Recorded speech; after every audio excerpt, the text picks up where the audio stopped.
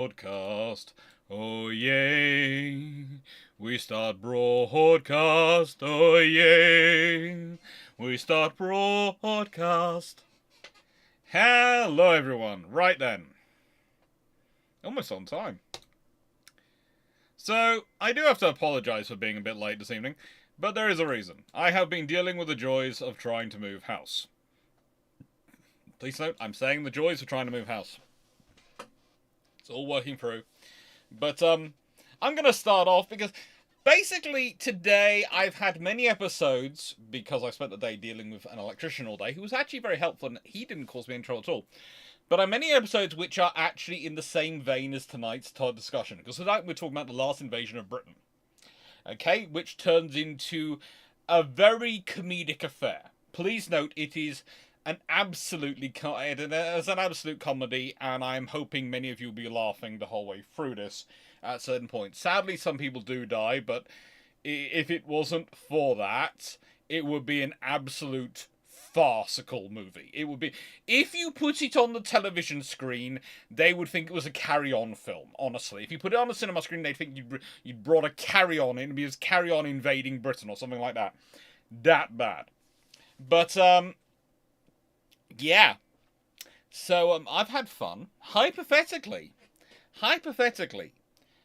we've had we had fun this week, because we've been sorting out lawyers and potentially independent legal advice, etc., because of all the complications of how we're moving, etc. And one of the lawyers we contacted got very impassioned, apparently, by the idea that decided that me and my sister were forcing my mother to move out of her home. Now, none of you, of course, like I said, don't think there's anyone here, because I'm not sure if Dan is on yet this evening, have actually met my mum. But having spent some time with me, and heard my sister's voice, and heard me describe them, does anyone think that anyone in my family can be forced into doing something they don't want to, let alone my mother? Well, this gentleman had spoken to me and my sister on the phone. Yay. Lawyer. He rang up to inform us that we were doing something once he'd learnt my mother's age. Unfortunately, he didn't realise the person he was lecturing on the phone about forcing my mum to move wasn't my sister, it was my mum, because on the phone they sound exactly the same. So this poor gentleman got explained to him in very graphic detail that despite the fact that she has recently celebrated her 21st again for, well, it's the 60th time of her 21st birthday, 60th 21st birthday. She is fully in her faculties and explained to him in graphic details exactly why he wasn't going to be handling our legal situation anymore. So I then had to arrange another lawyer, because we have to have independent. It's fun. Thank the Lord for Sam and her husband. And you all know, if you've watched some of my videos in Portsmouth, you'll know Sam's one of my old friends who usually comes along whenever I need to do filming in the UK. It's basically call up Sam and go, you work for home, fancy coming and directing for the day? Yeah, she's always happy to do that. Often brings actually her chauffeur, aka her lawyer husband, with her. And yeah, so I've had that. There's been a lot of slapstick comedy going on in this attempt to move house, and hopefully we got through it. But, yeah. I have never before, and I literally walked in halfway through. My sister had heard the guy start, had seen my mum's, and had gone and got ice cream. Well, her gluten-free version of ice cream. Gluten-dairy-free version of ice cream, which, we won't get into it. It tastes and smells foul, but it's just what she has. What she has to have because of her allergies. And she was just sitting there eating the ice cream. The two dogs were sitting perfectly quietly watching it. I walk in halfway through and I go, who is Mum making cry over the phone? Because I can hear the man crying. And my sister just turned around and said, he tried to put the phone down twice. She called him back. His secretary is not helping. She's putting her straight through. Okay. All right.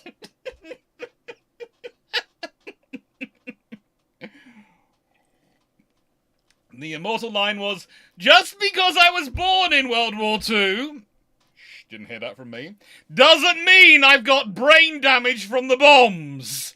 That was just one of the lines which came out. Oh, good lord.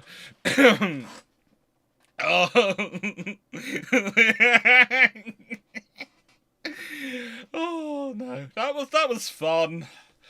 That's been my week. So I do apologise. There have been many things, but this video tonight, this entire history is a bit slapstick because it's the French in the late Napoleonic Wars, Revolutionary Wars, Napoleonic Wars era, and it's yeah.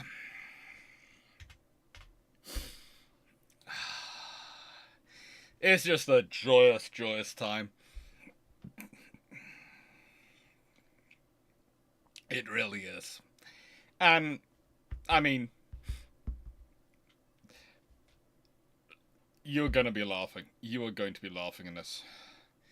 And one of the things I will say, I'll quickly skip through to, I'll skip back so I don't reveal too many extra sides. But one of the really interesting things is if you go to Fishguard, I have done this, the pub, which is the headquarters for the British, for we're going to call it the battle and the operations, it's still there. You can go and actually sit at the table which was used. They still have the tables, some of the old tables from 1797 in the pub, still in use for you to go and have a drink on. So, if you come to the UK, if you go and visit Wales, this is a really cool bit of living history to go have a look at, especially for Americans, because the French force is commanded by an Irish-American guy called Colonel William Tate, who's absolutely nuts. I mean, it's just absurd. So the Channel Islands are not Britain. Basically, we consider the Channel Islands are British territories, but they're not Britain, is the definition. So this is why Fishguard is the last invasion of Britain. Because if the Channel Islands don't send an MP to the House of Commons. They have their own regulations, etc. That's why they're called the Channel Islands. They're British overseas territories. On British territories, they're not Britain. Hello, Carl Gosford. Hello, Peter Dawson. Hello, Leslie Mitchell. Hello, Michael Cooch. Hello, John Shea. Hello, Jacob. Hello, Roa Finker. Hello, Steve Clarke. Hello, David Goulding. Hello, Abuzaski. Hello, 96831.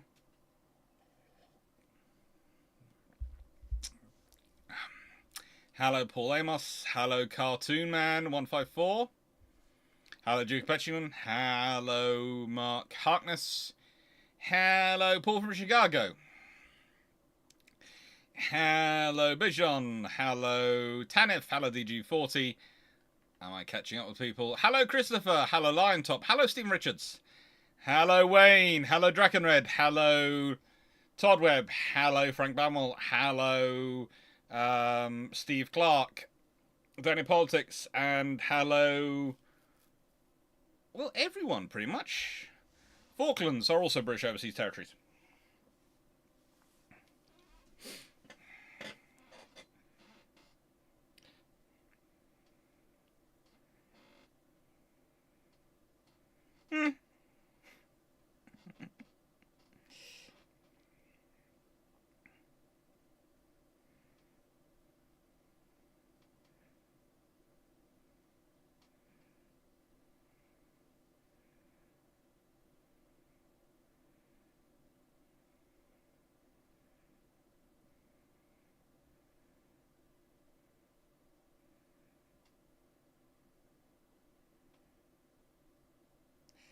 Just responding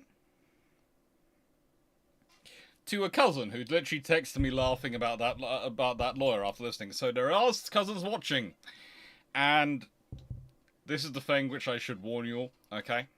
So sometimes my cousins do actually, I know which ones they are in the chat when they pop up into the chat.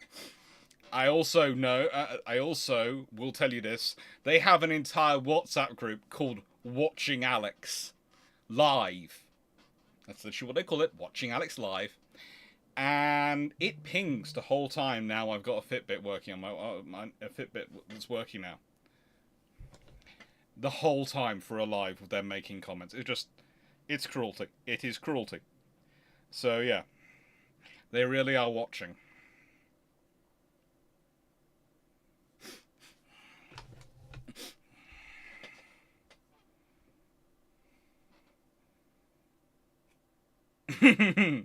Epsom's not an overseas territory.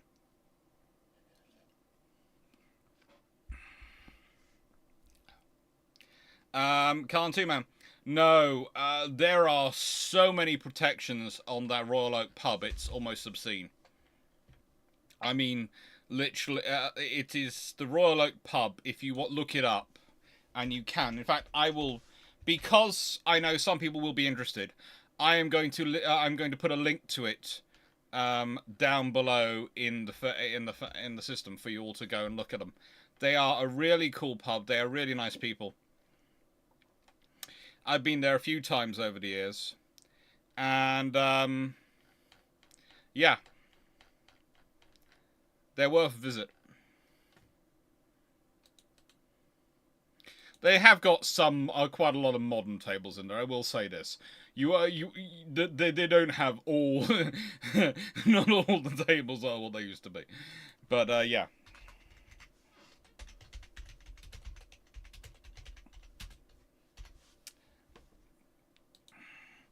And I should probably also add in something about the competition we have going for winning copies of my book.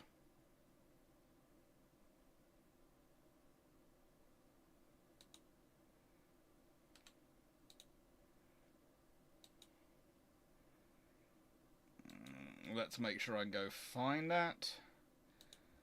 I did have to say, and I'm going to ask this live. Did you, those who've watched, who are here now, did you find the Trident Fails to Fly video useful? Because whilst I'm not going to make a regular thing of it, did you find the additional info I was adding, the discussion I put in, useful? Because I might, if I'm getting enough comments, I might do it again in the future if people found it useful. If enough people found it useful, then people find it interesting.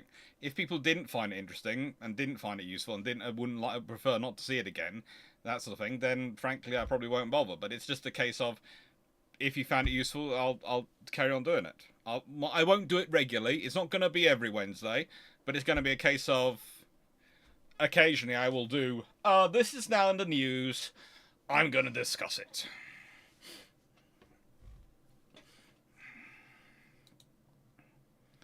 As you can see, it wasn't really quickly, it was very quickly prepared, because all I had in terms of graphics was a Google search. I'm glad it was informative. I will also add something else while I'm watching the chat coming in about it. A few weeks ago, I did mention that, with my shorts, one of the other streams which keeps coming up is Rin Penrose. And so, of course, because of that coming up, I watched some Rin Penrose's videos, just to find out what VTubing was, etc., and to work out why people were watching my shorts and their shorts and why they were coming up. And so because I watched that, I have actually now, as a lecturer, as someone who teaches psychological warfare and a few things like that occasionally, have now managed to, thanks to YouTube and its algorithm, have found one of the most wonderful examples of bad psychological warfare. Because let's be honest, PR, brand management, it's all versions of psychological warfare. It really is. You're looking to elicit a certain reaction in a certain population, whether they're to purchase items or to have faith in this brand, all those sort of things. And of course, for those who don't know, in the VTubing world, apparently there are two major companies. One's called, I think, HoloLive, and one's Nijisanji. I'm not really sure, but Nijisanji, has managed to make a massive issue recently with with a Canadian VTuber. And I've just been watching it, getting some deals and going, I can give a lecture on this. I can use these details as an example for my students of how not to do psychological warfare, how not to run a grey warfare scenario. And it is brilliant, because when you're talking about with countries, and countries, you very rarely have both sides of the discussion. You very rarely have both sides being completely open. In fact, often, one side will be trying to protect its image and protect itself and, do it its soft power. And the other side that's undermining it will be completely deniable. This time, we have both sides. It's brilliant for an actual case study, for putting students into it. So it's always lovely when you have companies do that. But I just thought that's the randomness of life. That's what showed up.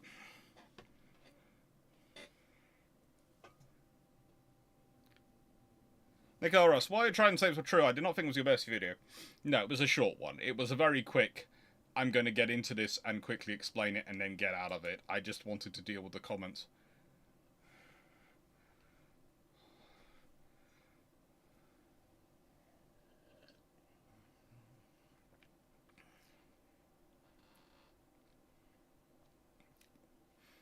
It's like Sal Mercado's videos, what's happening with shipping. Yeah, there were one of the other troubles with the Trident, and one of the reasons why I started in it was there was so much bad stuff being said about it. I mean, seriously, I was looking at some stuff and I was just going, "Oh my lord!" I watched some commentators suggested that now this was you should hand back control of nuclear weapons to the Royal Air Force, and I went, "Really? How? What do you want them to do with it? We don't have heavy bombers anymore, so do you want to put nuke bombs on Eurofighters or F-35Bs?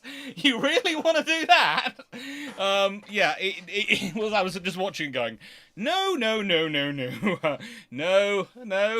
all good. And standing air patrols really not a good idea for continuous deterrence. Let's be honest, things have a habit of dropping off things, but no. One of the interesting factors, which I forgot to mention in the video, but I should have mentioned, is the fact that because missiles have a shelf life, and let's be honest, the missile's been in service for roughly 30 years. Most of the missile shelf life, I don't know what that shelf life is. I have a strong suspicion, but I don't know. It's a very closely guarded secret what the shelf life is. But usually when they're testing missiles, they tend to use the older ones because they're going to have to destroy them anyway. You can't really... you can, but it's very expensive, recondition a missile. And not all of them are actually suitable candidates, the rockets, for reconditioning. So you don't always do that. You don't always do that. In fact, very often, you can't do that. Because if there's any issues in it, you can't really recondition it. And so you then use the ones which you can't recondition, you were going to destroy anyway, for your testing. Yeah. Hey, Night 683 on. You know more about it. Ah, yes, Doki Bird. Yeah. I just love the fact that it's caused whole lawyers to do broadcasts on it. It really is bad fun for this Nijisanji company. Hello, John Shea. You should see legal mindset videos on there. That's interesting. I have got a whole video list, a whole source list. It's going in there. I've got students to teach. I've got and this is just an absolute case study of what not to do, how not to handle PR, how not to handle brand management. And it's useful.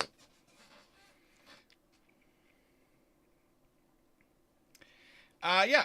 Well, the thing about the Build Trumps videos is we are trying to do them. We had some problems with it, and that was the one with Sal should come out soon. But also there's the fact that if you consider, Drac is off traveling in America. Jamie is off dealing with all sorts of other issues. And so really, if I was going to do a Build Trumps video, the only one who's really free at the moment is me. And so we did a Build Trumps video, a Build Trumps podcast will be me ranting on my own. So I might as well do a video. It's a lot quicker and a lot easier. Oh.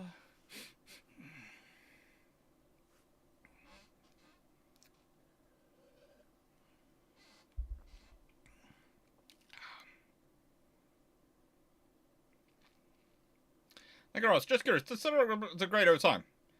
Yeah, they do. There was once someone who said, "Oh no, they don't degrade," and I went, "Do you have any idea what the chemical formula is for that fuel? Fuel which naturally erupts of things to produce. Yeah, it's gonna degrade. It will always degrade over time. It does, and that's what basically gives you your shelf life of your rockets. Because the whole missile system, we tend to call the bit which is launching up the rocket system, and the guidance system on the top. You know, the guidance, add in the guidance package, add in the warheads, all those things, and then you have the missile system.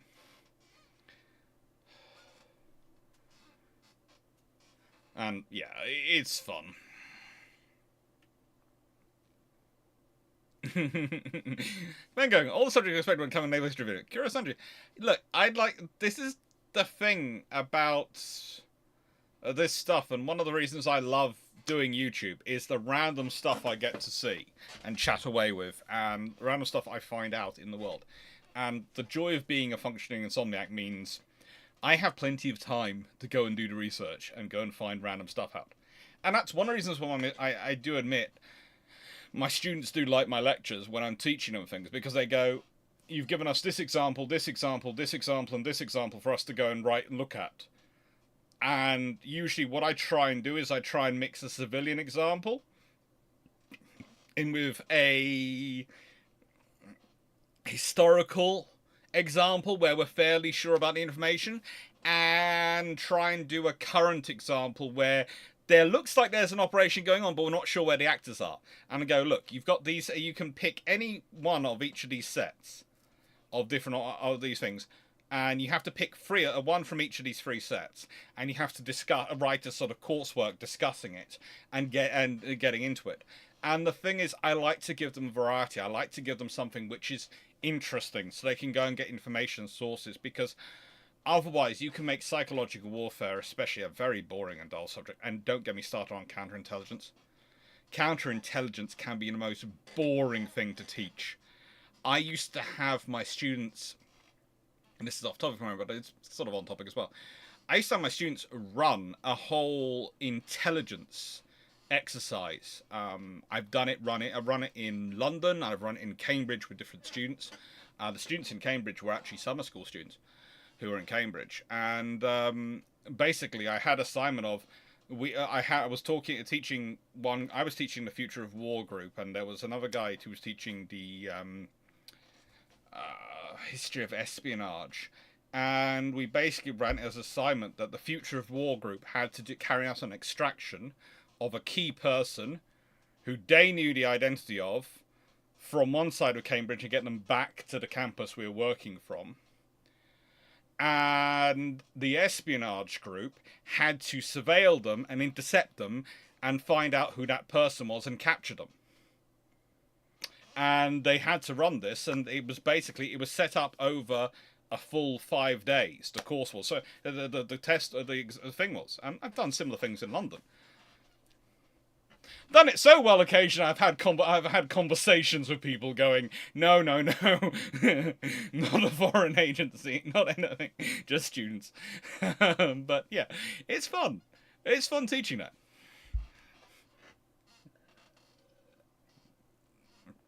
I would love that, Bengo. I would love to do teaching VTubers about Japanese Navy's glorious mistakes. And that's what I'm leaving now.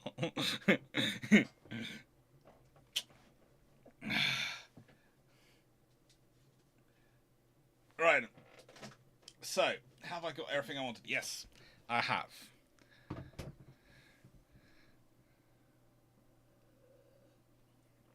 We're going to start on the topic now, and I will put a note in the thing saying the topic is starting.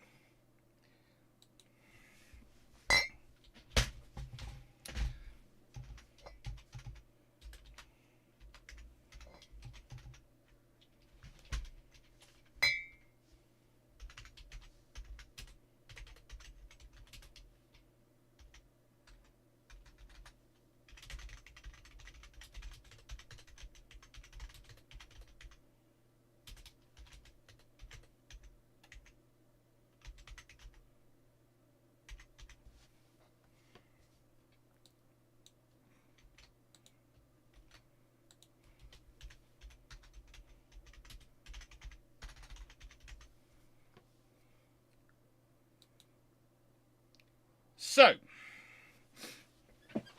I know why, Leslie.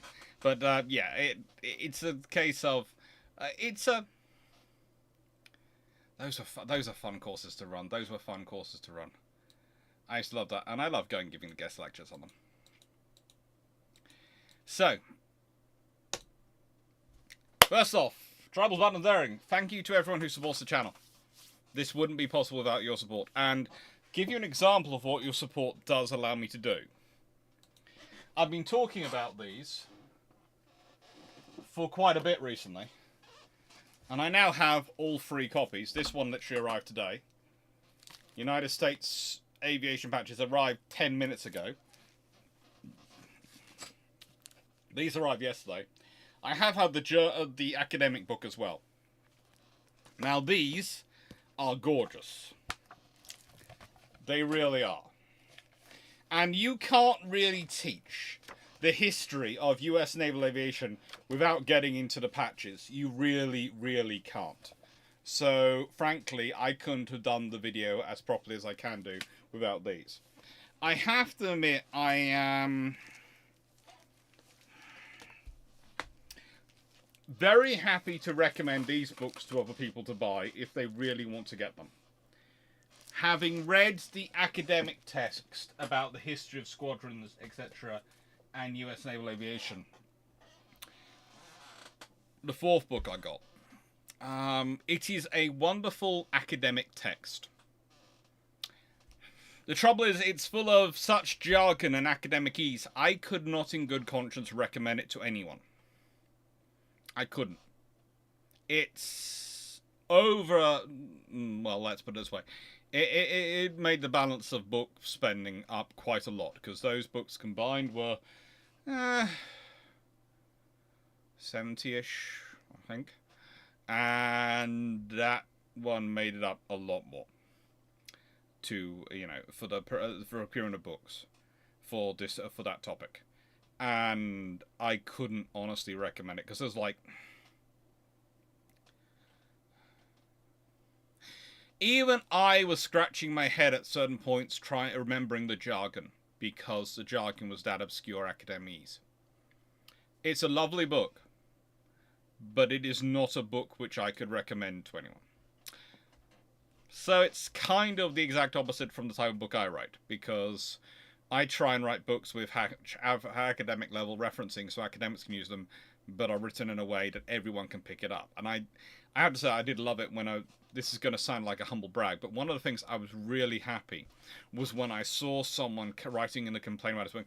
This book explains how radar works and what the radar system was fitted on, which it didn't need to, because everyone will know this. And I was going, no, not everyone does. That's the whole point of writing a book like that, because it presumes it doesn't presume any knowledge on the person reading the book.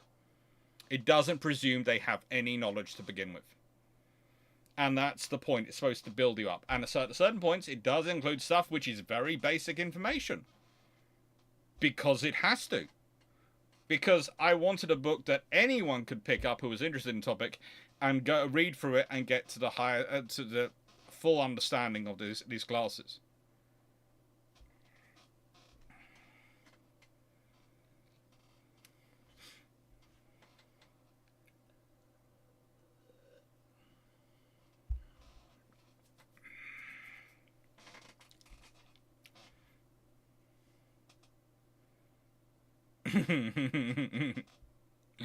Oh, random game shows sound fun, Ben Grogan.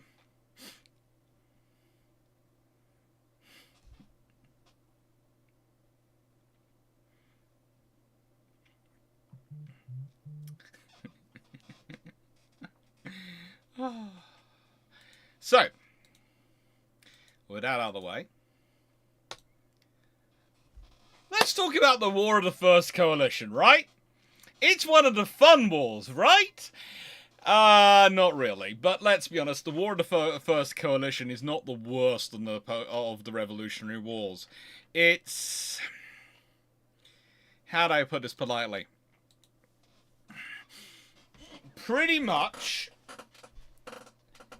it starts off as the Kingdom of France fighting everyone, and then transitions into the French Republic fighting everyone, and it goes by all sorts of fun things during it. At various points, you have different powers join. At certain points, you have different powers leave. It's freaking terrible. Oh, yeah. You have the Dutch change from being the Dutch Republic to the Batavian Republic in 1795. You have the Holy Roman Empire. We're still in this war. It's always fun when a war's not a proper war till the Holy Roman Empire joins, and I've always felt that for many wars of much of the European period. It's not a proper war until the Holy Roman Empire get going, and they're going in this war. They really are. Your first coalition at one point contains the Dutch, the French Royalists, the British, the Holy Roman Empire, Hesse-Kassel, Württemberg, Baden, the Papal States, Parma, Portugal, Prussia, Sardinia, Spain, and Naples, plus several other Italian states. All fighting the French! It's literally like the French are taking on the whole of Europe. They're just like, come on, come at us! And they're just taking them on. They are taking them on.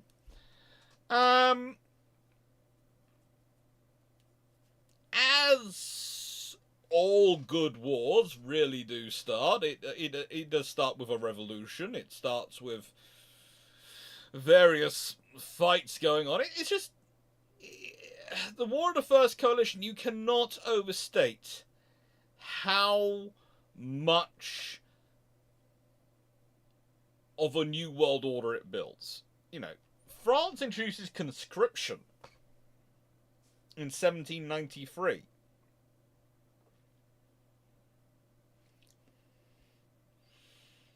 Basically, the War of the First Coalition provides all the templates for what Napoleon later does.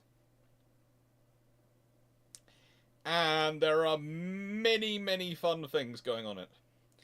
Now, historically, when we do talk about the War of the First Coalition, as a naval historian, I will tend to focus in on the British evacuation of Toulon in December 1793, which is an absolutely textbook operation and really well done. And I'll also talk about the glorious 1st of June in 1794, which was the Trafalgar before Trafalgar. And the glorious 1st of June is a really cool battle, and we've done a video about it on this channel. And we've done a video about, I think we've done a video about the withdrawal from evacuation of Toulon. If I haven't done a video about evacuation of Toulon, I will have to add one in. But honestly, in terms of naval warfare, when you're talking about the War of the First Coalition, a lot of people could be excused for starting to think that the British are always romping, stomping, and advancing everywhere, and they're never on the defensive. Well, this isn't always the case. Occasionally, the French do manage to slip something in. Occasionally, the French really do manage to slip something in. It takes effort. It takes a lot of luck on their part.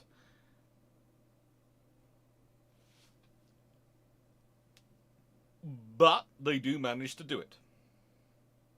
They love. There's a whole discussion going on chat of basically people going, if everyone knows about radar sort of thing, one of these things.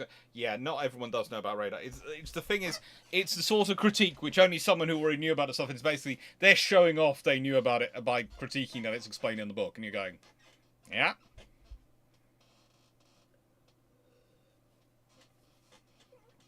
Now, there is often a view of this is the people versus nobility, but please note this is not the people versus nobility. In the French Revolution, do not for any second think it's the people versus nobility. It's in many ways the upper middle class versus nobility. Because again, this is something I'm going to be getting into in the 60-second video at some point. You know, in my sort of Tuesday series, I think it's Tuesday series of basically what are the things about history? What is a historian? All those things. The vast majority of people throughout history were living at or below the poverty line. And when you are not sure where your next meal is coming from, when you are having to work very hard to get that next meal, when you're having to work very hard to feed your family, to basically live and survive, you don't have a lot of time to start complaining about A, your life, because you're too busy trying to live it, and B, to start organizing together for a revolution. Because believe it or not, revolutions don't just happen. It's not just a load of people called, let's say, what's a French name? Louis. A load of Louis. Let's say a load of Louis get together and go, you know what, Louis? Yes, Louis. We need to rebel. We need to rebel. Because they don't have the time. They really don't. The people who have the time are the people who have the money and have the free time to be able to start planning. The money to be able to organize those aforementioned Louis, to arm those Louis. Because believe it or not, if you try to do a revolution and you bring pitchforks and the other side has guns, the side with guns normally wins. It's terrible, I know. It's startling, but it's true. So in this period, what you really are dealing with when you're starting to deal with this, and this is one of the reasons why I think Britain sort of escapes it, because it's already had it. This is what people do. People talk about this revolutionary period in Europe, and they go, Britain, of course, didn't have it. No, the British had it. It was called the Civil Wars, or the War of Four Kingdoms. And that was really when the British middle class went to war. And that's the interesting thing. We had that war earlier than other people. We had the Industrial Revolution earlier. And in some ways, the Industrial Revolution happens earlier because we've had that war earlier. So there's been a lot more consideration of the middle classes in our political system from that point onwards, and their value and their power. And again, it's one of those interesting things when you start sort of looking at it. You look through British history, people talk about... well, they like to talk about the Magna Carta and the powers that supposedly gives people, and it really doesn't. It gives nobility powers and selected people powers, but it doesn't really bring power down to everyone else. And then you have the civil wars that give the powers to the middle classes, and then eventually it's really World War One, the first mass mobilization war, which results in the reforms in Parliament, etc., and reforms in voting, which give everyone the vote. It's when you're having to mass mobilize everyone, not just those people who need the money, that you start getting that increase in the voting franchise. So what you're seeing in the War of First Coalition, this is why you have to be careful. And people sort of sometimes go, why are these countries not affected? Why are these countries fighting? Why are the British middle classes happy to fight a war which is basically the French middle classes rebelling against their government? Well, it's pretty much because of stability. The middle classes are in their position by economics. And as you all know, as everyone really knows from the point of view of economics, the worst thing for economics is war. It causes taxes to go up, it causes disruption in trade. All those things are bad for economics. So if you're a middle class, if your power position is dependent upon your financial activity, on your ability to earn money, the worst thing you want is instability. And the thing is, the French Revolution is seen as a unstable system by the British, because the British have gone for have started down the path towards what's become known as a constitutional monarchy. Which is a lovely thing. Constitutional monarchy. What does that mean? Well, basically it means a monocracy. It's a monarchy and a democracy combined. It's not a republic. It's not a pure democracy because the monarch retains some powers. But it's not also a absolute monarchy. And we often call it a constitutional monarchy. Later on, the American Revolution was led by landowners, soldiers, booksellers, and lawyers, i.e. people who had money and time on their side, and the ability to talk. Yes, there's lots of people going, yeah, it is pretty much, when revolutions happen, it's the middle classes leading them. It's people who have enough money, they can work. And they can do it. It's another thing from history in the UK, of course. We had quite a large middle class who were a fighting middle class, yeoman archers, etc., who were professional soldiers and earned their money as such. They would go and fight in Italy, they would do all sorts of things. And if you go around, some of the castles in the UK are built by these people when they come home from fighting abroad. They are professional soldiers, that is their profession. And that is how they have risen up the social standing.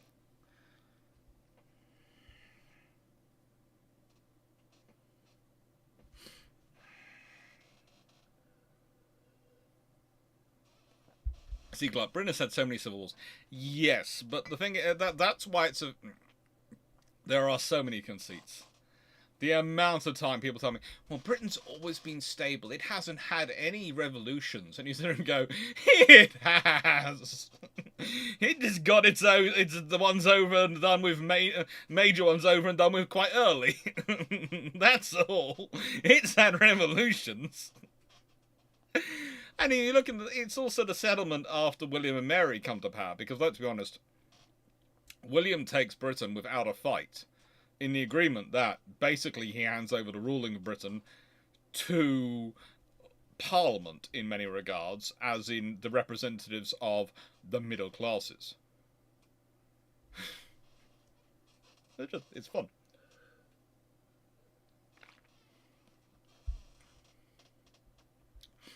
No, Richard, revolutions are rarely started by the nobility. Rebellions are started by nobility because they're often competing for who's going to be the monarch. They're usurpations, but they're not revolutions. They don't want to change the system, they want to rule the system. Revolutions want to change the system. That's the thing. A rebellion wants to take over the system. A revolution wants to change the system. That's the difference. Be awesome. The Glorious Revolution, yes. That's why it's called the Glorious Revolution, not the Glorious Rebellion. The Glorious Revolution. William and Mary coming to power. So. Meet Louis Lazare Hoche. Okay, so he is one of those generals you are not going to hear about much unless you've studied the Napoleonic Wars and Revolutionary Wars. But he's actually one of the better generals that the French have to call upon. And when I say better generals to have to call upon, I mean he's actually fairly competent and understands the concept of logistics. I hate to say that's the bar you have to cross, but that is honestly the bar you have to cross. He's fairly competent and understands the concept of logistics. It's just it's fun. Now, what I would say about him is he's fought some battles. He's commanded some battles. He's got some experience fighting battles.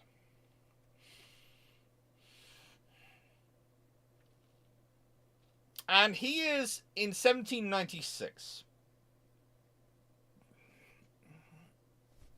appointed to organize and command the expedition to Ireland. That is an ongoing thing, an expedition to Ireland, and it's a beautiful thing. It's I have to say it's absolutely it's a beautiful thing. The plan is very simple. He is going to land in France, in Ireland, with 15,000 troops. And he will unite with the United Irishmen, who have promised that they will raise 50,000 Irishmen. Some various figures come out, but at one point they are promising 50,000 Irishmen to stand beside the French banners, and with that united army of 65,000 loyal, true warriors, They will descend upon Britain and take it and bring revolution to Britain.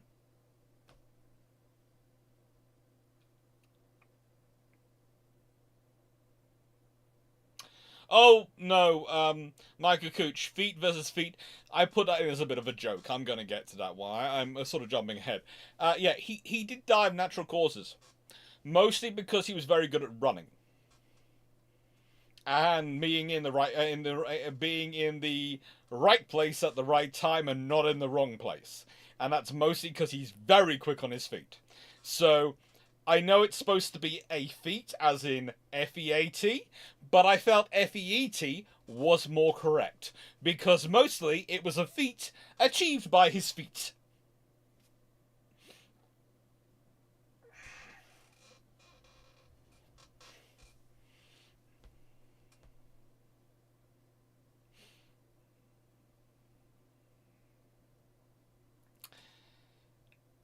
And he wanted to do diversionary attacks. Now, some of you are going to love this, okay? He wanted to launch an attack on Newcastle. His plan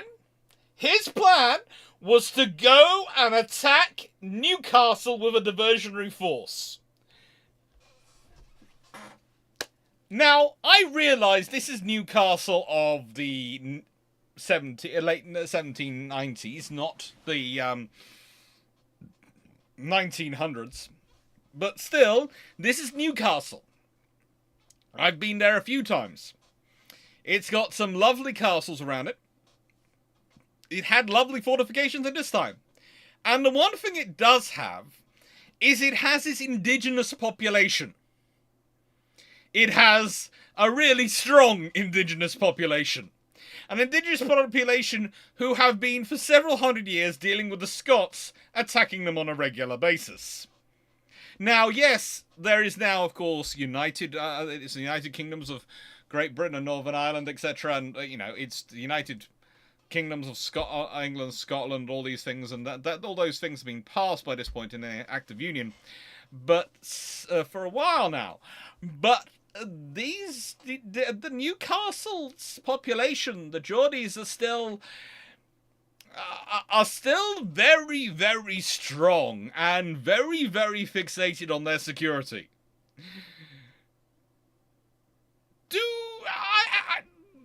Attacking Newcastle is not a good idea. But he has another idea. Not only will he attack Newcastle, he will land in Wales, somewhere, they haven't decided where, with the aim of marching on Bristol. So he's going to land in Wales and march on Bristol in diversionary strength formations. And the thing is, the diversionary forces are going to be roughly 1,500 troops. So he's going to take 15,000 troops to Ireland, and he's planning to land 1,500 roughly in Newcastle to try and take Newcastle, and 1,500 in Wales to try and take Bristol. Now, has anyone ever looked at a map of Wales? Even along the coast of Wales, it gets a wee bit hilly. Let's say some of the passes and areas are a bit narrow. In simple terms, I would not want to try and attack Wales and invade through Wales. But taking 1,500 troops with me to try and take Newcastle, that's not brave. That is being cruel and unusual punishment to your own troops.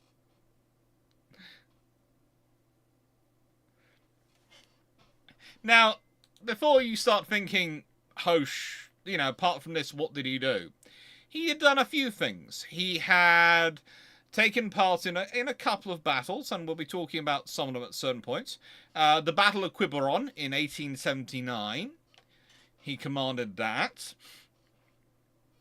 He had been involved in a few other little operations. He took part in the defense against the Battle of Quiberon of 1795, or the invasion of France, essentially 1795. He'd also taken part in the Flanders campaign, the war in the Vendée, and he had dealt with the royalist uprising in Chouannery. So he's also been Minister of War for a while as well. He has a lot of experience. Pretty much the reason they're not going to try and take Bristol itself directly is because its defence is under 7 bore. No, Harrison, didn't realise it was live. It is live. And Jack Roy. The images I've seen of Wales show a craggy coast and rough terrain and fogs. Lots of fog. Oh, yes. Oh, there's lots of fog. Glad to hear it, John Shea. Oh, Daniel Potts, we're going to get into the Legion Noir. Don't worry, we're going to get into the Legion Noir. But they're only the ones sent for Wales. Dave Harrison, I wouldn't want to invade Wales due to the rain, the hills, the marshes, and awful marching conditions. Oh, it gets worse. Oh, it gets so much worse. We were going to get into this, but it gets so much worse. It's not just the rain, the hills, the marshes, and the marching conditions. This is a plan drawn up by someone who was actually never bothered to, and doesn't have any accurate information about Britain at all. Really doesn't. Hello, Melanie. Plan to cross the Severn. Yeah, basically his plan was to take Bristol. And then from Bristol, the idea was they would march on Bristol, take Bristol. Newcastle would be, being under attack, and that's going to divert forces to Newcastle. And then the forces coming through Wales will come through Wales and will take Bristol by surprise. And then the combined army from Ireland, will come across the sea, and I honestly think that was supposed to aim for Liverpool, and then march down from Liverpool to Bristol with the Newcastle force coming across, and then march on London. I think that was the plan. That seems to be the genuine plan for how to take Britain. But that's a whole discussion, because quite often the people discussing the French expedition to Ireland leave out what they're supposed to do once they've actually built the army in Ireland. It's a beautiful scenario, and it gets kind of worse. It gets kind of worse the whole time. It gets really, really worse.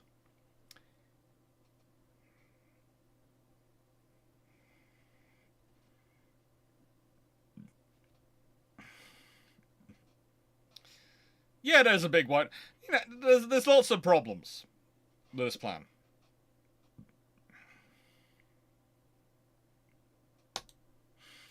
So, first things first, it gets defeated. So, how do I put this politely?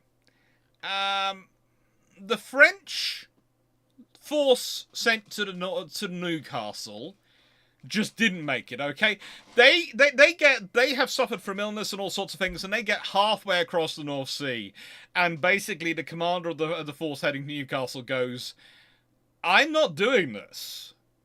This is falling apart. My force is falling apart, and unlike my commanders, I have an actual idea of what's waiting for me, and I have no desire in this shape or in any other shape to find myself in the North Sea storm trying to invade Newcastle. I just have a feeling that something's going to happen to me. I'm not sure what the Geordies will do, but I'm fairly sure it will not be nice.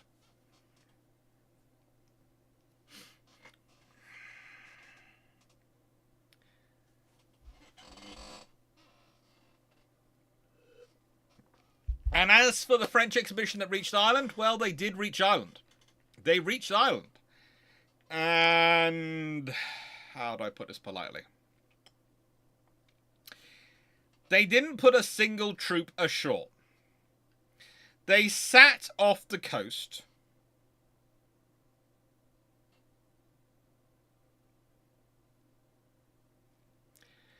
And whilst they were actually in the middle of a storm, Sir George Ethelston,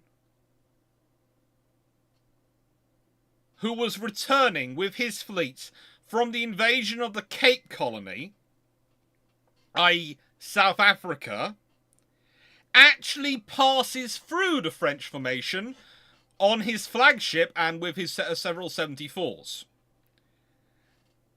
This is how good the French are sitting off the Irish coast in Bantry Bay area, and the British actually pass through them in a storm and don't even notice the French there. So, you know, and the fact is, the British force is, how do I put this politely? A little bit stronger than theirs that passes through them. I'm not saying it would have wiped them out, but their actual formation didn't have much of a chance. They eventually leave without ever putting a troop ashore because they find no United Irishman army waiting for them, and they're so battered by a storm they head home.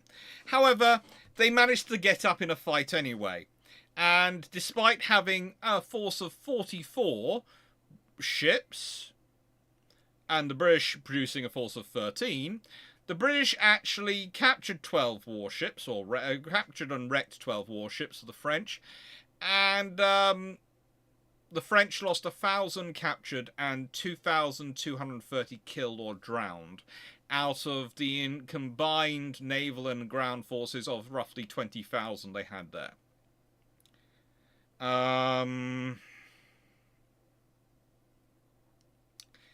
It's just not a good scenario, okay?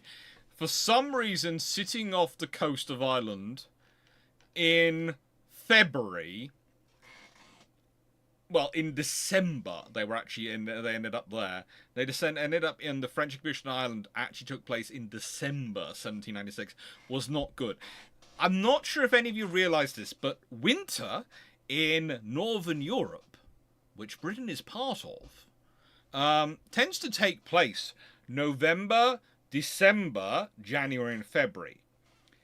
Sailing ships sitting off our coast and not being able to get into harbour, it's not a good position to be in. And the North Sea, the Irish Sea, all these lovely bodies of water are not really friendly to you. So pretty much most of these losses are down to the weather. Okay, this is why I haven't put it as a battle. I have not put it as something to discuss. It's merely context to what we're actually primarily discussing. But it's worthwhile considering because pretty much they're defeated by the weather. There is actually an official battle. It's called the Action of the 13th of January. And,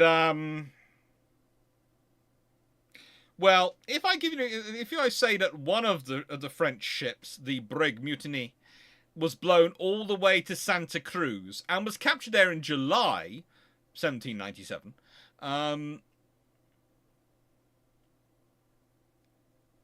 well, basically, on the 13th of January 1797, the French, two British frigates run into one French ship of the line and win. Let me put this way: one of the frigates gets wrecked. The ship of the line gets wrecked, but two frigates run into one French ship of the line off the coast of Brittany because the French force has been broken up that much.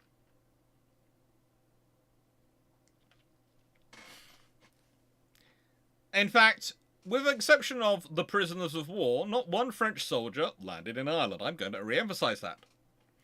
This is despite some of the ships actually managing to stay off the Irish coast for roughly 2 weeks. 12 ships lost, 2,000 soldiers, sailors drowned roughly, and Hoche's army returned for service in Germany, and he dies 9 months later from natural causes. the French Navy was praised for actually reaching Ireland and returning without encountering the British fleet. Now, the British fleet would like to point out this was because they thought no one would be so stupid as to try and invade Ireland in December. There are times you try and invade Britain. December is not one of them. The seas are not friendly to you. The British are sort of going, if we'd known you would be that stupid, we'd have been out there waiting for you. Or rather, we'd been sitting in a harbour, waiting for you to turn up at the harbours and come out and gone, would you like us to rescue you? Oh. Yes, Pellew was in the Fatigal, which won the fight against the ship of the line.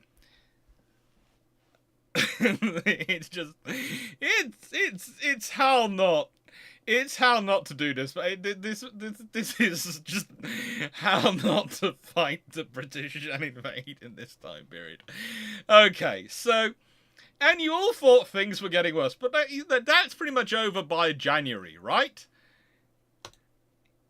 And the thing is, it's still going on. They're still planning. The actual invasion of Ireland has failed, but you know what? They've not stopped their plan to invade Wales. They haven't. But don't worry, they have the Legion Noire, which are a sort of weird organisation. They really are. Because they're a sort of penal battalion, but they're not. Now, the thing is, and this is the important point, is I'm going to admit this now, the best details we have about the composition of Legion Noire are actually those returns from the prisoner returns submitted by Lieutenant General James Rooke. Doesn't sound particularly French. After all the Legion has been captured.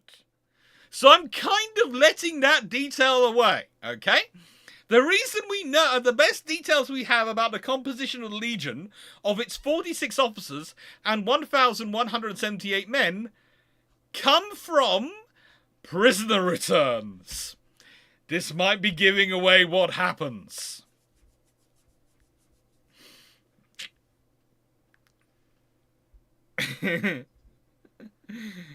Oh. They did. Blackmaster, did the French try to invade the Channel Islands during the Napoleonic Wars? They did, and the Channel Islands are disturbingly well defended as far as they're concerned. There's actually quite an interesting battle. I think Drac did a video about it, after, because we did some recording when we were in Jersey together. So,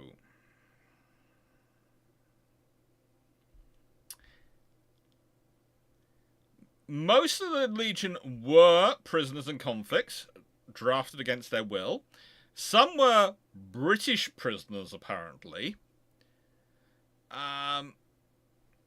They apparently lost 8 men in the landing and 4 men due to enemy action. So they had actually started out with 1,190 men and 46 officers, so about 1,236 personnel altogether. Lord Crawford claimed that 600 of them were French troops of the line. He felt they were grenadiers of over 6 foot and a fine body of men, as I set eyes on, but we'll get into details of that as well. Now, the Legion was actually armed with British Army materiel. This included arms, uniforms that had been captured in the French Royalist British landings at Quiberon in 1795 by Hoche. What they'd done is they'd taken the red British uniforms, they dyed them, attempted to, produced a roughly brown-black, sometimes streaked with red colouring, which is where they get their name sort of from. And they are technically designated La Seconde Légion de Français. Not La Légion Noire, but that's what everyone really calls them. Here's the fun thing. Their commanding officer, Colonel William Tate, didn't actually speak French. and had to rely on his French and Irish officers to communicate with his forces, because he didn't actually speak the language they spoke. Because he was American Irish. He spoke English. He spoke Irish. He didn't speak French. Isn't this just filling you with joy? I mean, this is the force you send. You send this force to attack Britain and invade through Wales. Michael Gooch, you describe the British in Singapore as the C team, so what does this make Legion? The E team? The F team? The, oh my lord, why do you even have this as a team? I'm not sure. Hi, Rob Beck. I'm not sure just why anyone would be putting this together.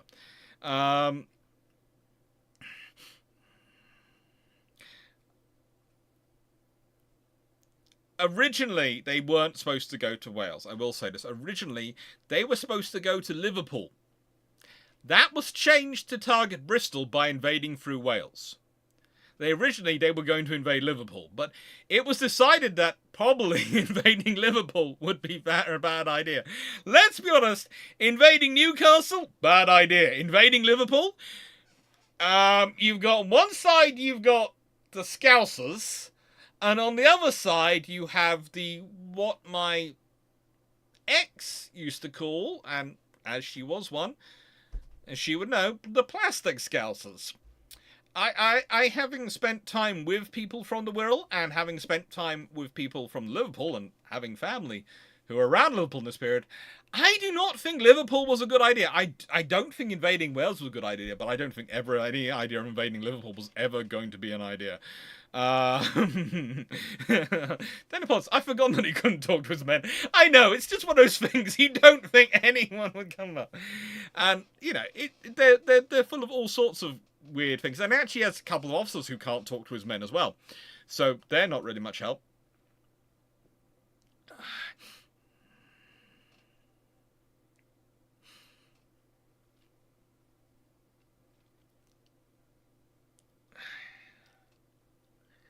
Yeah, it's just the whole idea was silly. It was absolutely absurd. It truly was.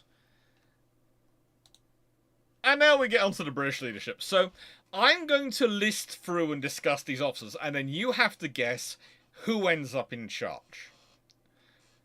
First of all, we have Lord John Campbell, 1st Baron of Cawdor, Captain of the Castle Martin Troop of the Pembroke Yeomanry Cavalry, and Member of Parliament for Nairnshire at this time. He's a highly interesting gentleman whose previous history has included some service. He has done some interesting duties. He had studied at Clare College, Cambridge. He'd studied at Eton College. He was a skilled gentleman and a skilled parliamentarian.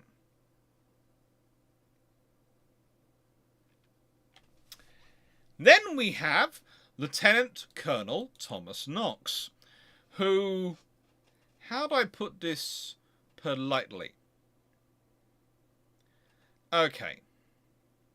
So, William Knox, a very powerful landowner, had raised the Fishguard and Newport Volunteer Infantry in 1794, because the British government had put out call to arms to provide defensive forces around the UK. And by 1797, they had 4 companies, which had a combined strength of roughly 300 soldiers. This made it the largest militia unit in the county of Pembrokeshire. And to command this regiment, Knox had purchased for his 28-year-old son, Thomas Knox, a commission and put him in charge. So you have Lieutenant Colonel Thomas Knox. Then we have Captain Longcroft of the Royal Navy. Now, Longcroft had naval experience. And basically, when combining the forces together, he brought up press grangs, crews of a couple of revenue vessels based at Milford Haven, and basically brought 150 sailors along to the fight. He also brought 9 cannon. He put 6 in Haverfordwest Castle, and which is a castle located a little bit further along the coast. It's a naturally defensive position, and it's a good, strong position. And he took the other 3 to Fishguard with the local forces. Now, then you have Lieutenant Colonel Colby, who's in charge of the Pembrokeshire militia, which had a force of roughly 250 soldiers under his command, and he was another purchase commission but did have some experience. And then you have the Lord Lieutenant of the county, Lord Milford, who also turns up, because when there's a battle going on and there's issues going on in his county, the Lord Lieutenant turns up. So, everyone, can I put a poll in here? Can I add options? How many options? I can add 4 options. So I'm going to put Campbell, Knox, Colby,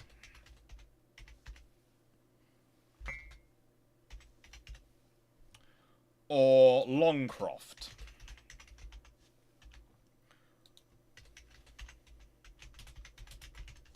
And please remember, I'm not sure if I read out, but Campbell is technically captain of the Castlemaine troop of the Pembroke Yeomanry Cavalry. So he's captain of the cavalry.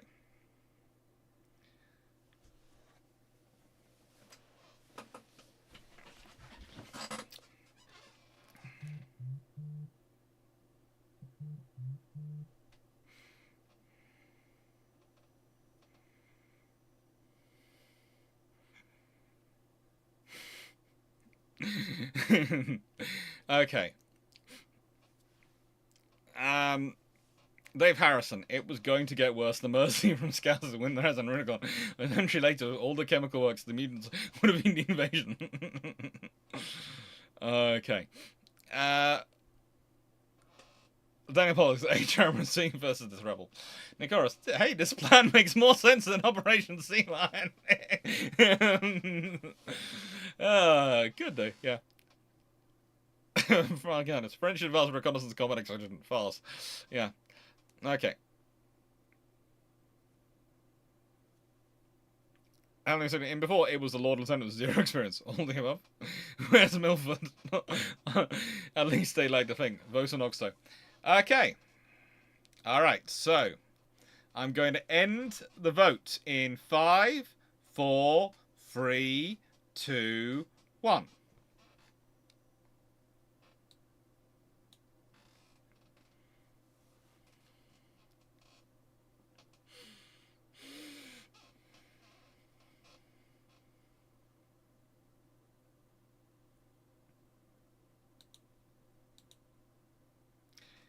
So, we have Longcroft on 37%, Campbell on 29%, Knox on 29%, and Colby on 4%.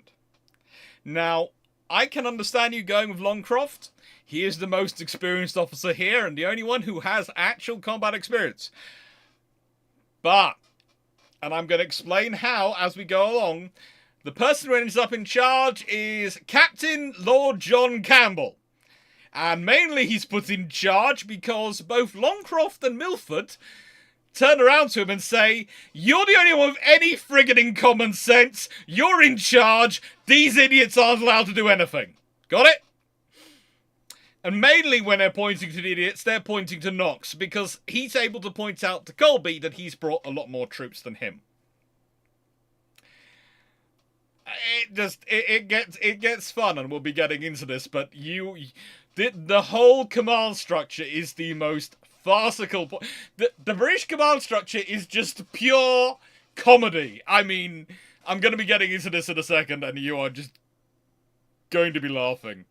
It's literally, and this is why I put the picture up here is John Campbell. I didn't put pictured over there because I didn't want to give away, but he is pictured, and he does have dogs here.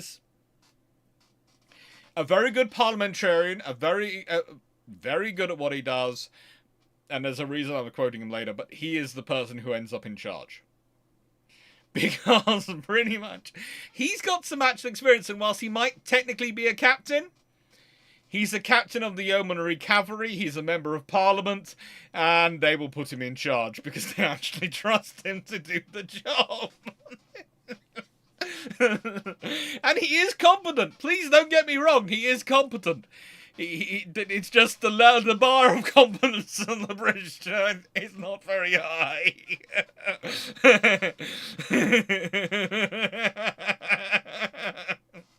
I mean, literally, you'll be hearing some fun soon. Okay, so, all right, now I'm going to introduce you to the French leadership, and well, I felt total the Legion Noire. The troops that are taken out, including the artillery and other supporting ones, are roughly 1,400 soldiers.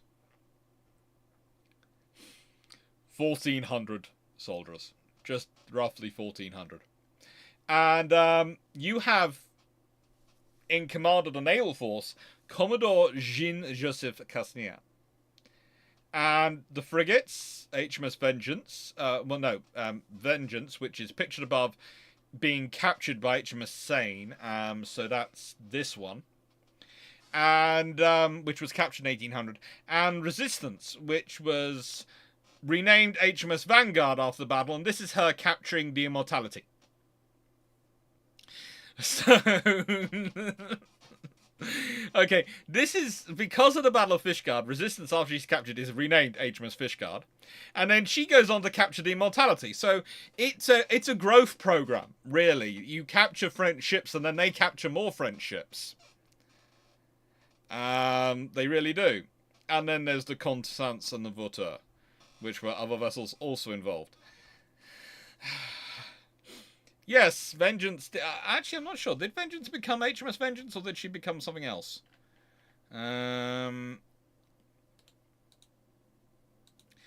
Vengeance did become HMS Vengeance, yes, she did. She did also have the joy of fighting the USS Constellation during the Quasi-War. And,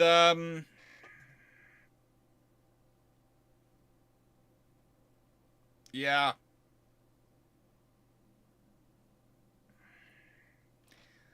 Oh, history is just... Did we really name it Fishguard? Yes, we did.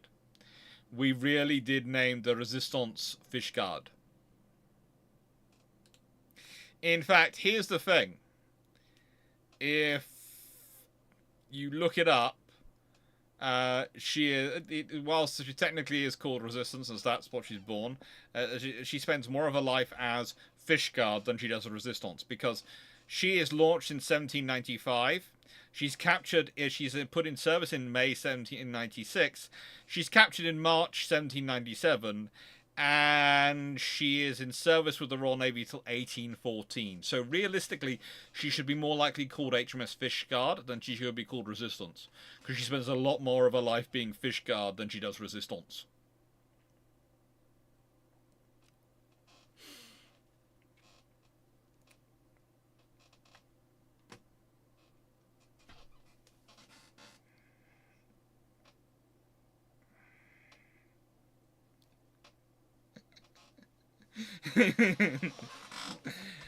We need, and Michael Coach, we need the people who did Devil's Stand to film this. The Who Gets Command scene would be hilarious.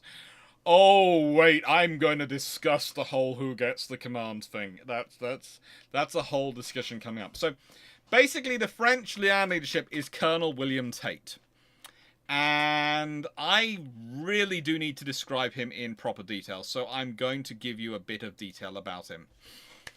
He's an Irish-born American commander of the La Legion Noire, as I already said. He manages to be both a traitor to America and Britain, because in 1793 he is appointed by the French consul Michel Ange Bernard Magritte to capture Florida from Spain. he was to lead a force of Americans in this role. So he was commissioned as a French colonel. He recruited in the Carolinas from the rural settlers. And when Jean-Antoine Joseph Fauché arrived in Philadelphia in 1794, he then rescinded Tate's commission. And South Carolina threatens to arrest Tate for treason because he's been recruiting troops for France. This is in 1793. So he flees to France in 1795. So he's never commanded a battle. He's had this commission from Magritte, but that's all. And he's given command of the Legion Noire for the invasion of Britain. Because he hates the British.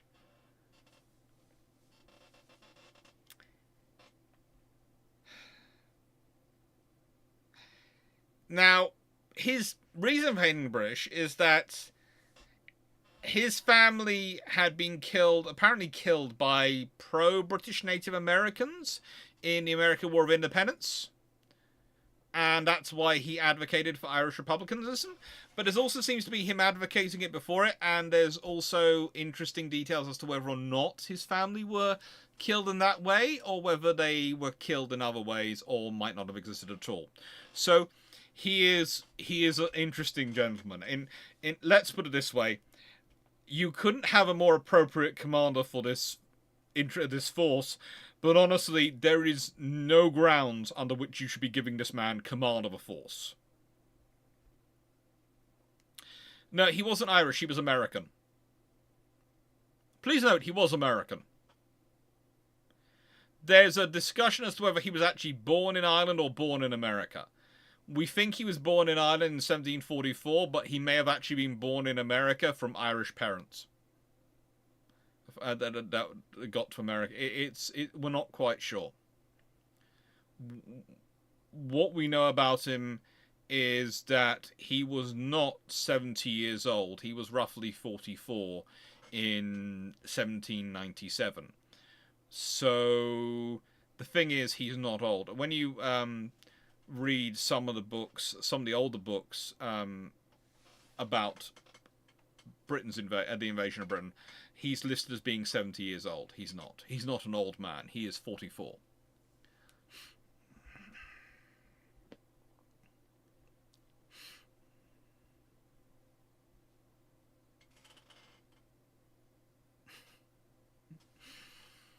So, that's the French leadership. How are we all doing? Are we keeping up? Any questions so far about this wonderful operation the French have planned? Are you wondering why they're still going ahead of it? After all, their force to invade Newcastle had turned back and fallen apart in December the previous year, pretty much. Their force to invade Ireland had turned back and fallen apart in pretty much January 1797.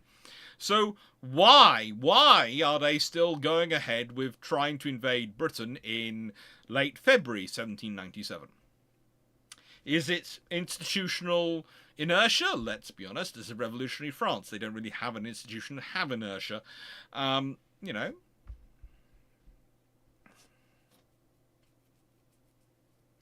My coach, one ground exists to give him command. It's a diversionary attack and you don't expect him to succeed, and he's expendable. Oh, he's completely expendable, but this is the point. If I'm being given command of this force, I'm going to realise I'm expendable. This was all commanded by Lord Louis Mountbatten, or was it Beatty? No. This is going to sound terrible. It's probably the greatest insult I can deliver, but actually I think both Mountbatten and Beatty would manage to do a more organised form of invasion than this. Leslie Mitchell, what plan, or is it a carry-on script? The French were aware of the other failures, yes.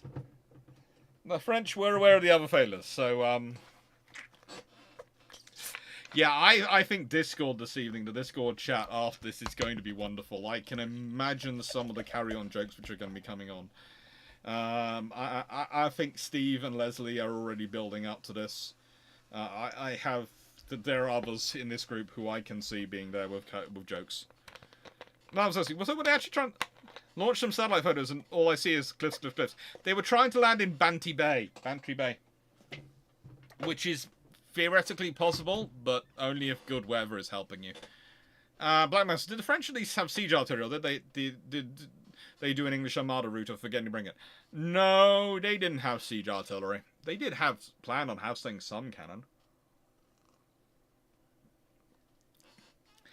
Let's put it this way. If you want the real importance of Tate, the British felt he was so useful that in 1798, along with most of his invasion force, they returned him to France as part of a prisoner exchange.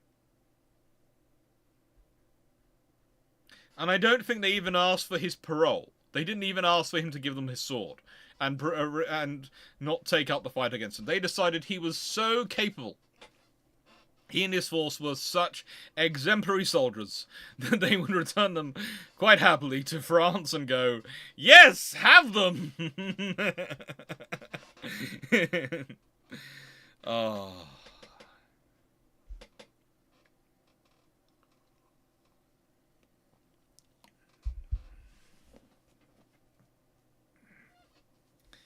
It's actually, Mountbatten was actually quite good at certain things. The political and the higher strategic levels of command he was actually quite good at.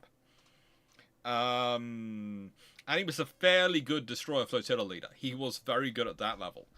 But you have to remember, he skips all the levels in between, so he loses out on a lot of experience that he gained, because he's literally promoted because of his name and his political connections. It's kind of the reverse of Vian. Vian gets promoted because of naval actions and fighting his way up, and that's why he ends the war as a vice admiral in charge of the carriers in the Pacific, because of how hard he's fought the war. Mountbatten gets the rank he does through politics and political positions, because he's basically removed from the fighting to go off and do those things, because they need someone with his political skill set to run those things.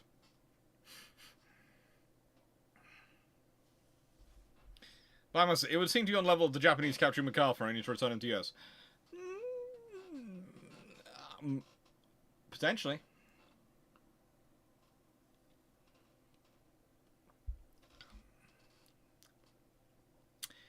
I'm just trying to work out whether they would land the Frenchmen. South Shields? Well, honestly, I was looking at Newcastle on the map. And I was looking at their sort of, how do I put this?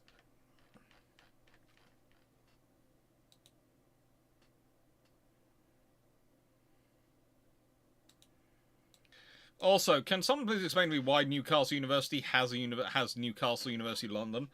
I'm still not quite sure why that one has. That one exists. But I think their plan was to land in Tynemouth. Now, the reason I say Tynemouth is because they keep talking as if the northern side of Newcastle, in some of the information, was considered by the French to be the weaker side. I'm not sure, again, where they got this bright idea, but I would not agree with them. Under any circumstances, I would not agree with them. It's just fun. Okay, it's just absurd.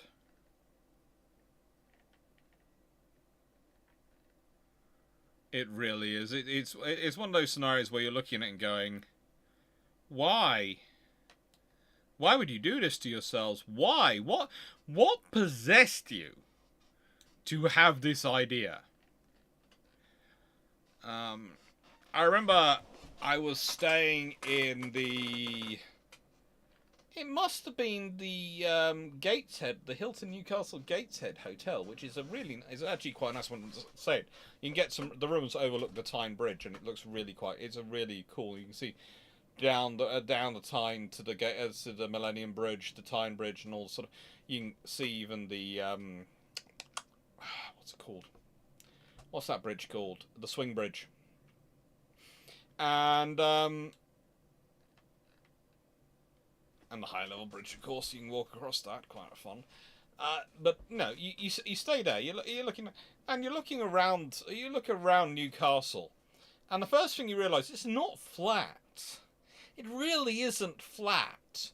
And the idea of trying to attack it with a force of 1,500, etc. troops is just not something I would honestly consider a good idea. It's not something I would want to do. It's not something I would actually encourage anyone to do. It really isn't.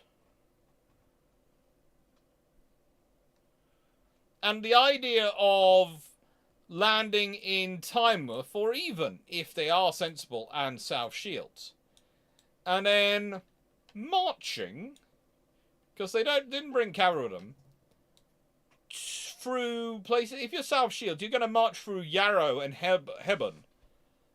Again, two sets of people who are known for, being polite and letting people walk over them. If you come from North Shields, you have to walk through Wall's End. Do you really want to walk through Wall's End? Not only that, you have to turn your backs on some of the people from Sunderland and other places around there who are, let's be honest, known to be quite interesting, and there's quite a large population of yeoman cavalry usually based down at Durham, not that far away. I just don't consider it a good idea. It is none of this plan is a good idea. It's really not. What are the best naval landing areas of Great Britain?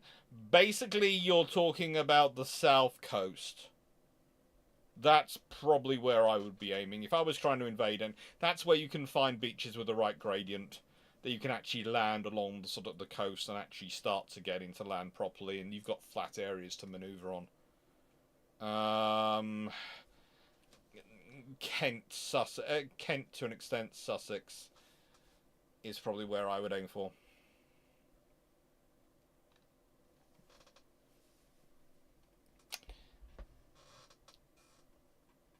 I see a castle there. Why would you be landing in firing range of the castle? Well, actually, no. Here's the thing, Albert Zasky. Have a look. You'll find that wherever you try and land to get to Newcastle, you're going to find a castle nearby. There's lots of them.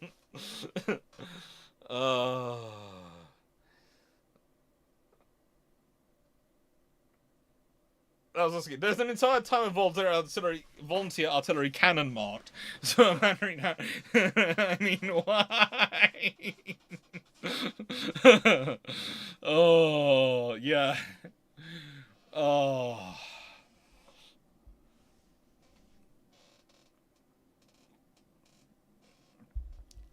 If Norfolk was not such a swamp inland, the beaches there are okay. Yeah, that's the trouble. You can land in Norfolk, but you're not going anywhere but the beaches. It's just not good. And don't land in Cornwall. People have tried. It hasn't ended well for them. They get onto the moors and then they disappear.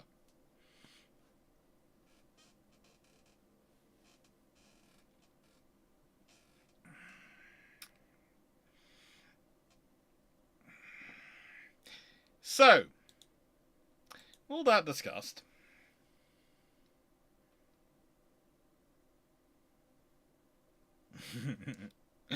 My mouse, Patreon suggestion for May. How to make a Napoleonic Wars French invasion work. Oh, good lord.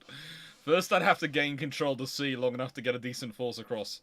I'd not want to rely on the Irish, and I'd want to work my way up. Oh, good lord. It's going to be fun. So let's consider Fishguard and why the French don't land there.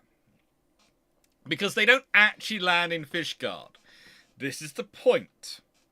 This is one of their issues. They don't land in Fishguard. If you go and look at a map of Fishguard, and that's always fun to do, but if you go and look at a map of Fishguard,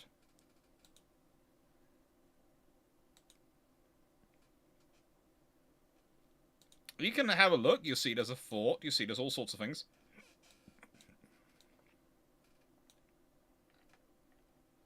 what you start to realise is they don't land there. They don't land there. They actually land, and this is just a small issue, they actually land, and I've got that listener, in Carraguasted Point.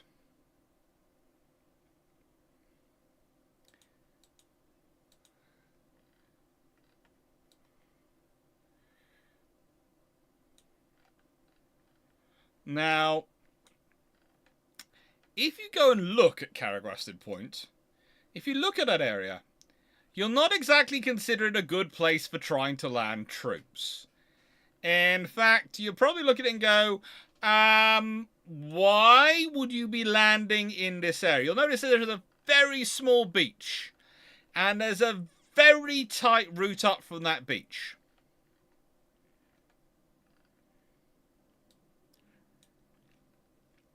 But it's really not a good place. It's really not a good place to land.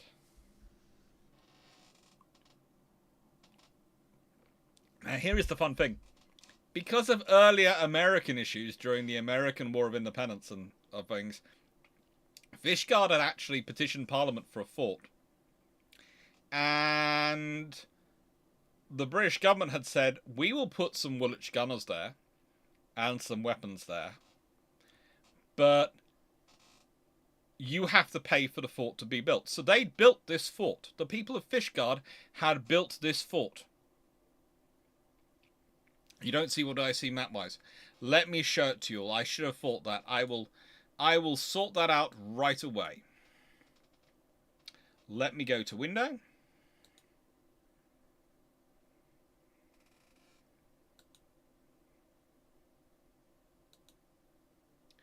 There we go. Make sure that's not showing too many details, because it's logged in as me. And yeah, this is Carraguasted Point. This is the point here. I'm sort of pointing. I was hoping it was showed the pointer off, but it isn't. You see the point?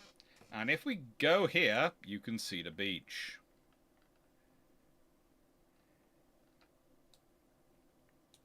Please note, Fishguard is down there. So if I zoom out enough that you can see the point, that's the little beach is visible there.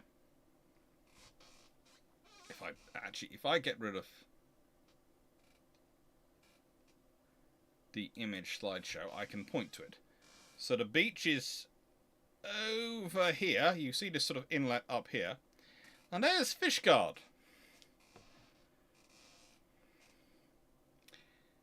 That's not a good space to try and get to. And do we have layers?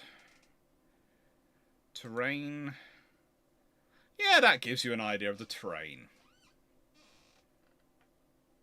There's the point again, Carraguasted Point. It's a lovely area, and they're sort of landing on the beach, and they have to get from there to Fishguard.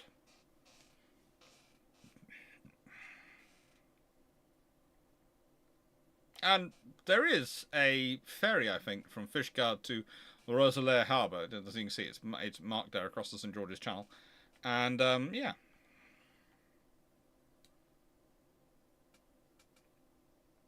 It's not a good place.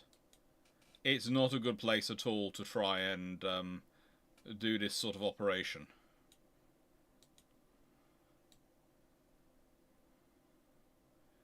It's really not. I'm going to see if I can leave that there without it getting in the way of everything else.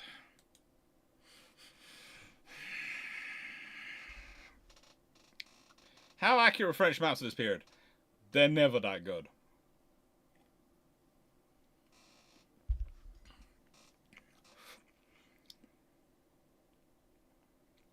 Honest.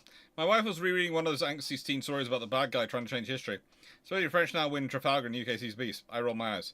They wouldn't just have to win Trafalgar, they then have to win the fight in the Channel Fleet. The fleet at Trafalgar is not the... Who wrote an old history and actually didn't bother doing any research? Don't tell me. I will only go critique them. I'm not going... Don't, Mark. Thank you for bringing up... Oh, good old. Take care, Dave. See, like, you see, I've been to Pembrokeshire. It looks like quite large and very rocky. There ain't there is much of it. It is lumpy. That beach is like 80 meters wide.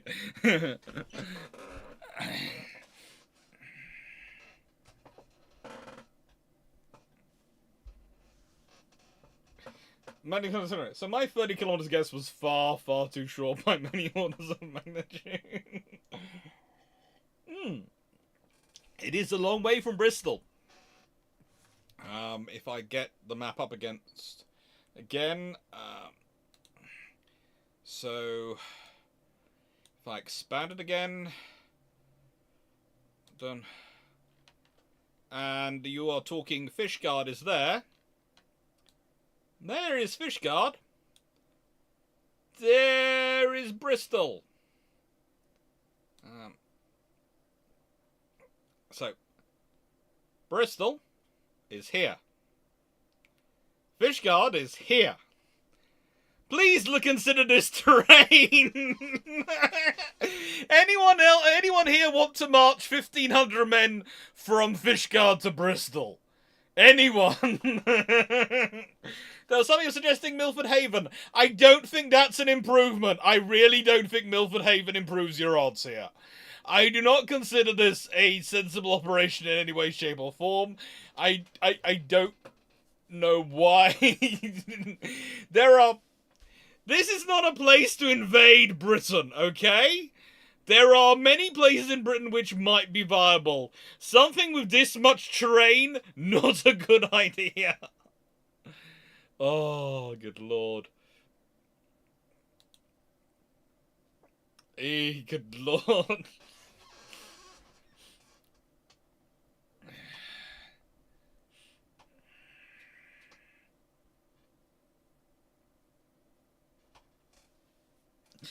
It's a place of some extremely impressive geology if you like that sort of thing.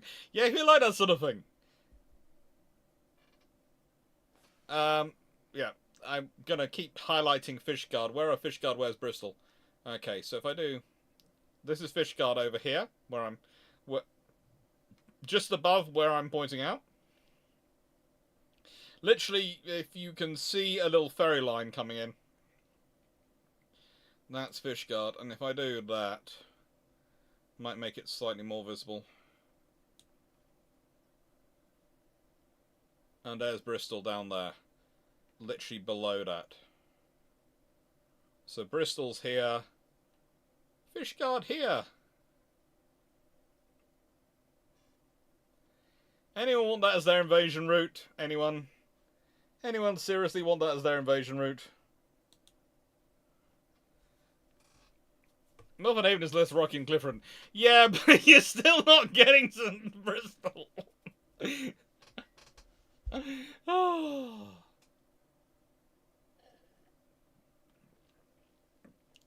Is this the battle where the locals... I'm not going to answer that question because that ruins some of the fun of the battle, but there is some fun coming along.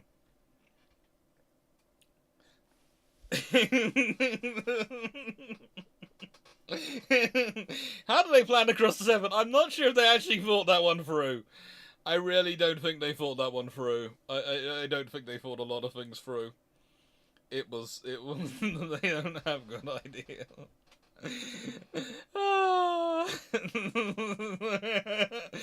It's covered in trees, it's covered in all sorts of things. Those bridges though are very modern bridges, Jacob. They are the if I zoom in on, they are the Severn Bridge, which is incredibly modern, and the Prince of Wales Bridge, which is also incredibly modern, suspension bridges. They weren't existent in this time period.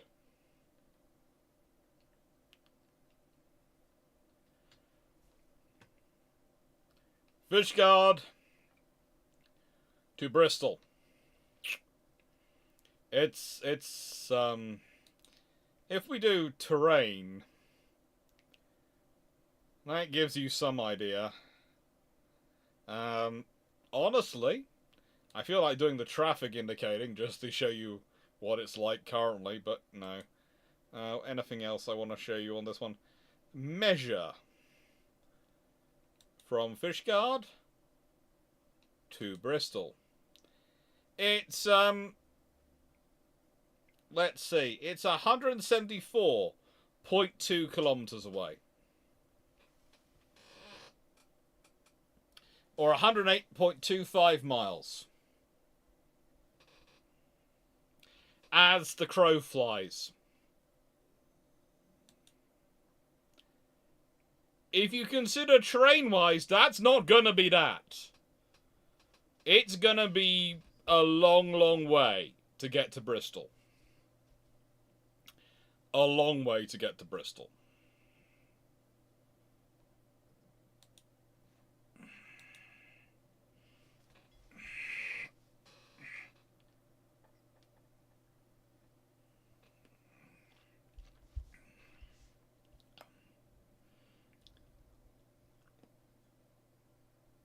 And this was midwinter, yes. This was in February.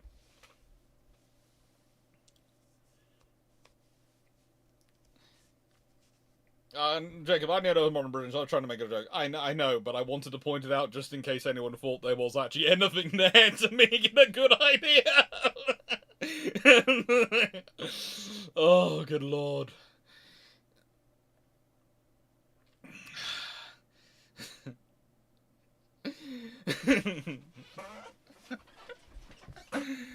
The 7th tunnel opened in 1886, and then just about 100 years or so later.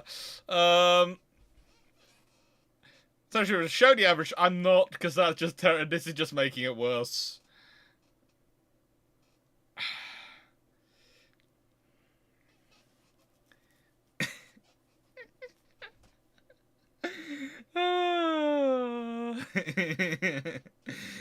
Oh. So, okay. Let's see, the landing. Well, broadly speaking, we are talking rough. The Legion Noir does seem to be roughly a 600-800 split, but, you know, of regulars versus irregulars added into them, but it's definitely a strong mixture.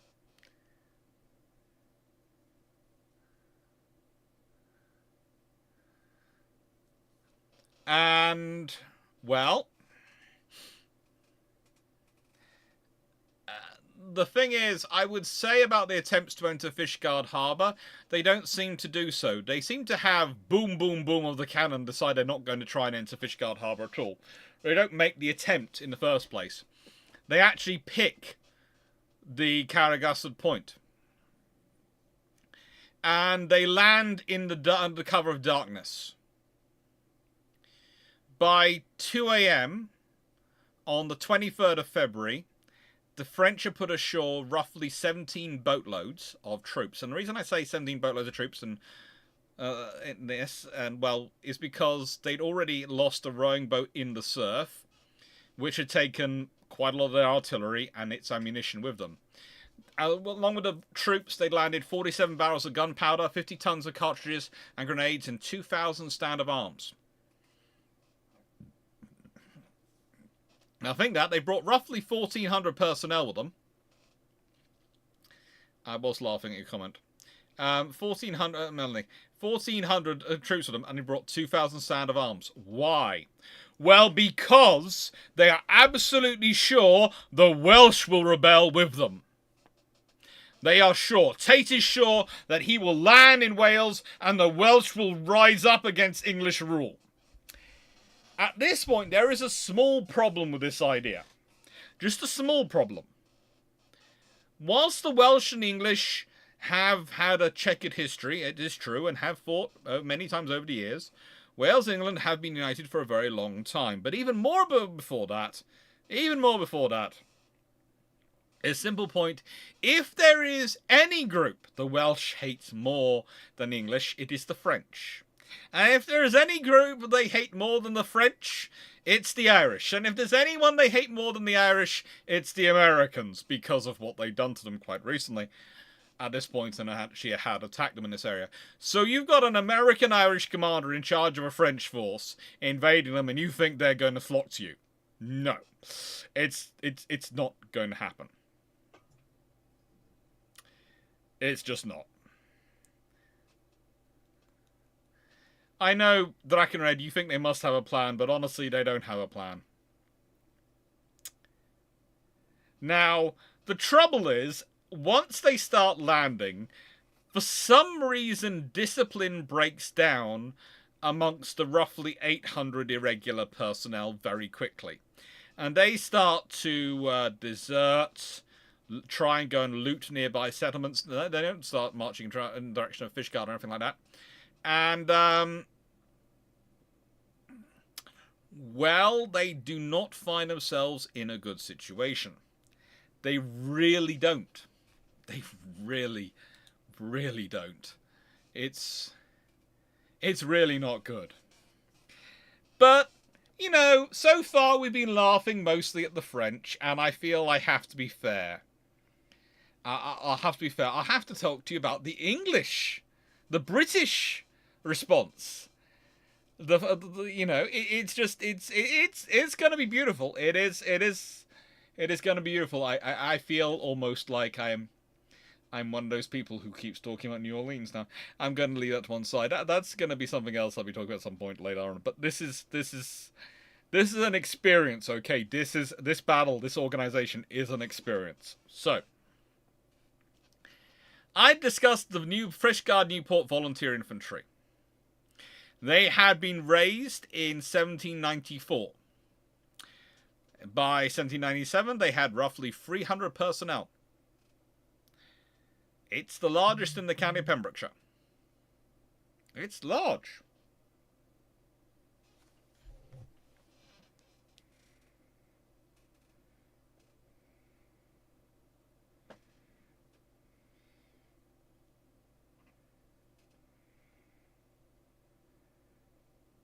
Sorry, message from family. Just responding to that one. Ooh, good lord.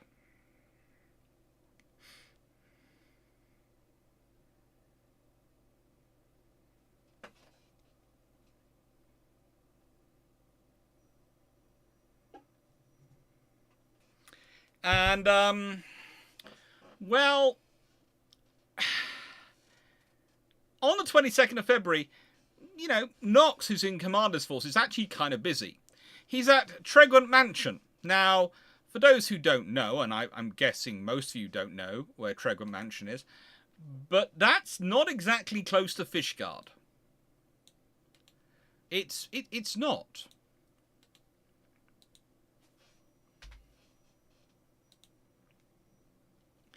In fact, honestly, you could argue that technically he was separated off from Fishguard by the landing. In fact, if the landing had been in any way efficient, they could probably have stopped any of the reinforcements reaching Fishguard from that direction, because to reach that direction they would have to cross certain passes. But John, how did they get off the beach with those cliffs? Well, this picture rather shows how. It's a lot of hard work.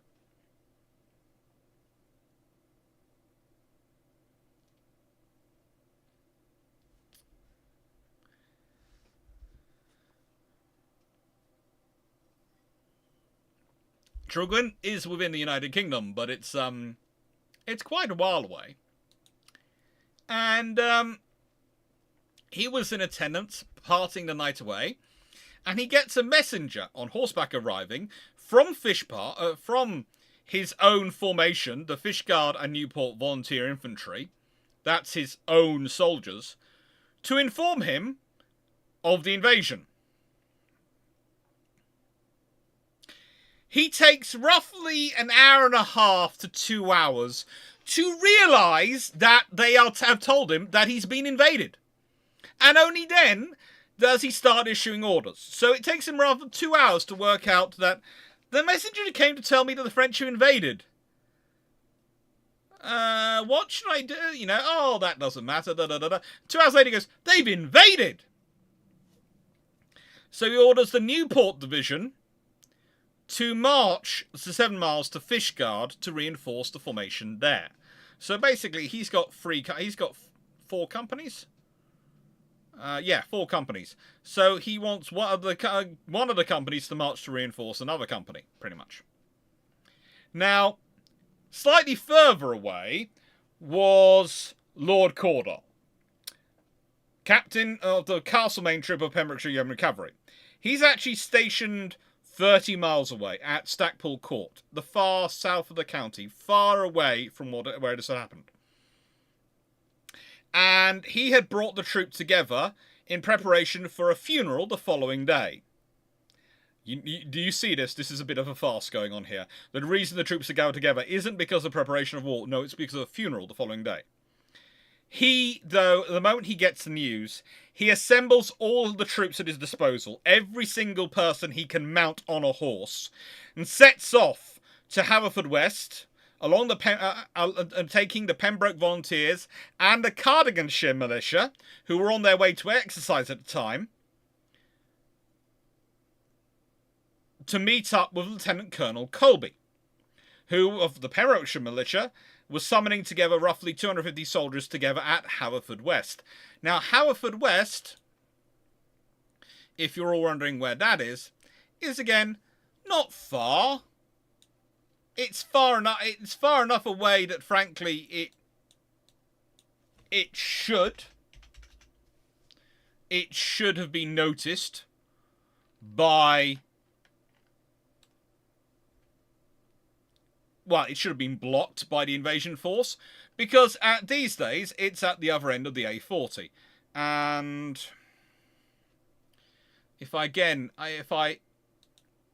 where is the map? Where is the map? Google Maps. Yeah.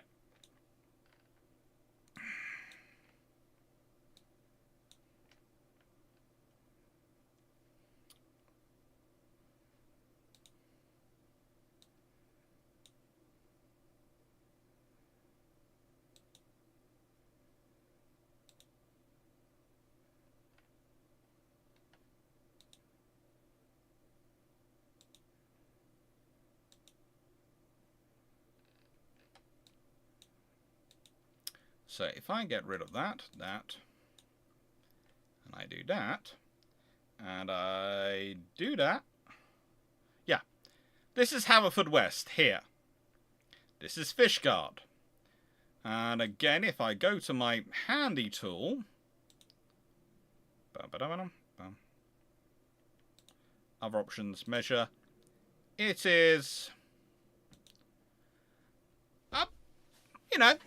it's 20 kilometres, roughly 13 miles away from Fishguard.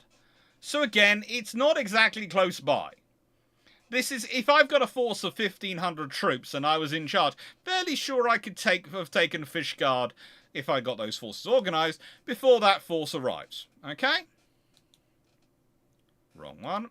Right one.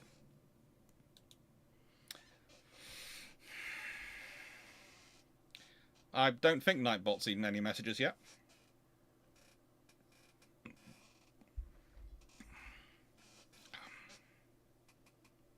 Only the sort of passes with which the invaders will not be familiar and unaware, so they could turn into blow-offs for any reinforcements.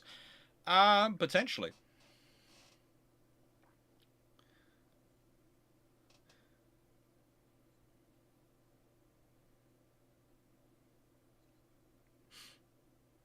Hey, Trident.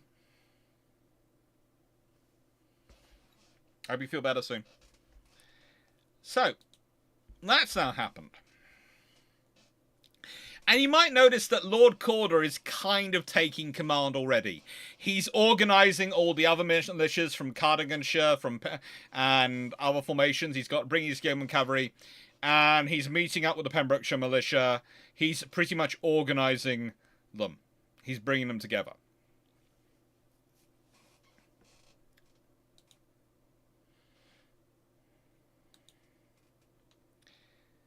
And Captain Longcroft is down in Milford Haven. He starts bringing his sailors all the way up from Milford Haven. And again, he takes 9 cannon up to there, to Haverfordwest. He drops 6 cannon off in Haverfordwest. So they are basically turning Haverfordwest into their fallback position. And then takes the rest of the personnel onto Fishguard with the forces. Cawdor arrives after him. And Cawdor is given command of all the forces that are gathered together at Haverfordwest. Now, here's the thing.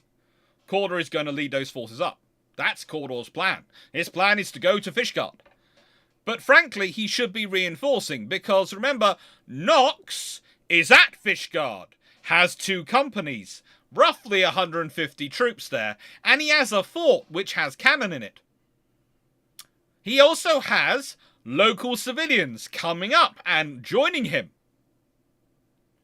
A lot of local civilians coming up and joining him.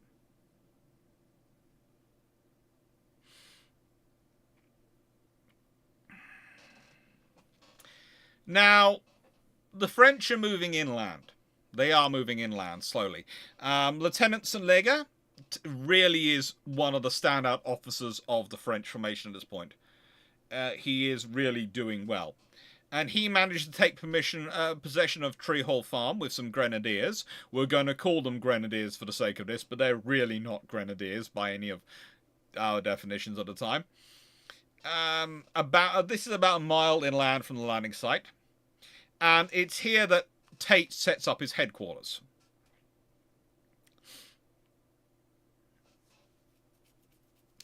The French break into Lanondois Church to shelter from the cold, and decide to use a Bible as kindling, and the pews as firewood for it. But pretty much their forces start to break up, and really only 600 troops remain.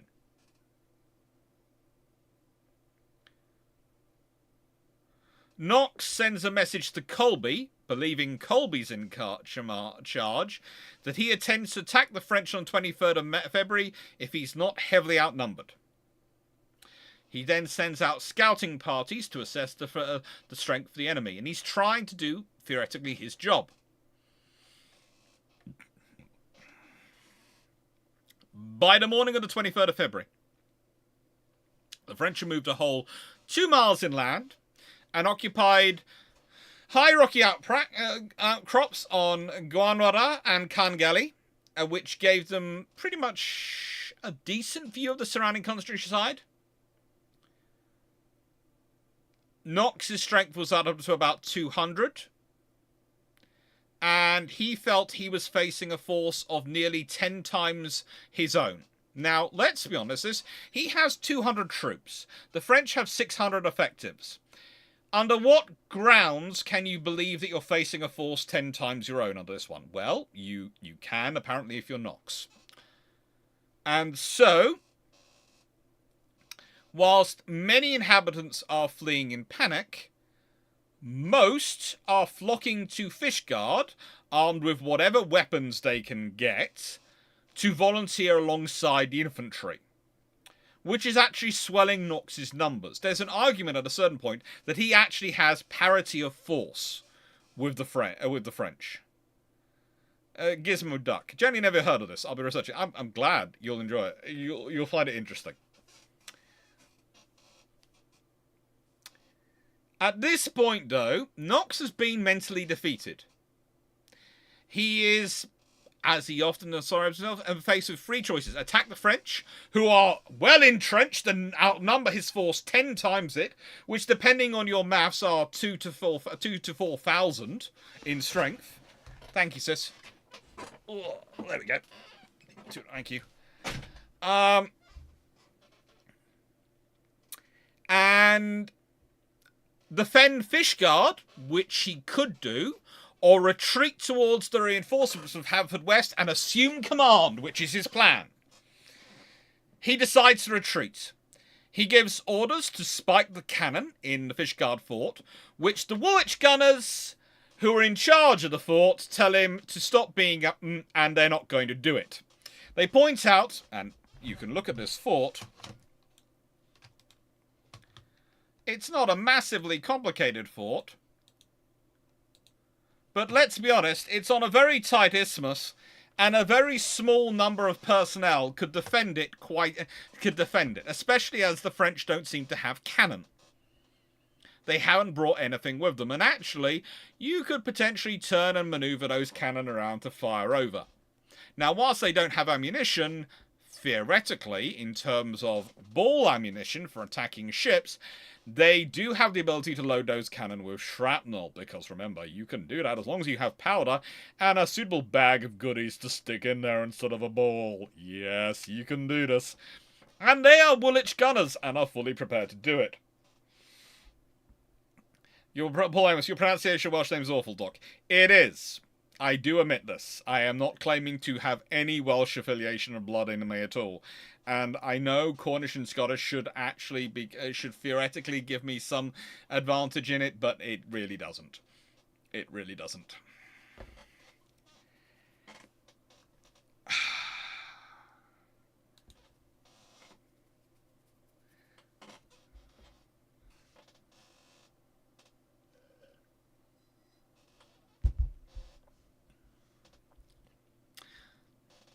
Now,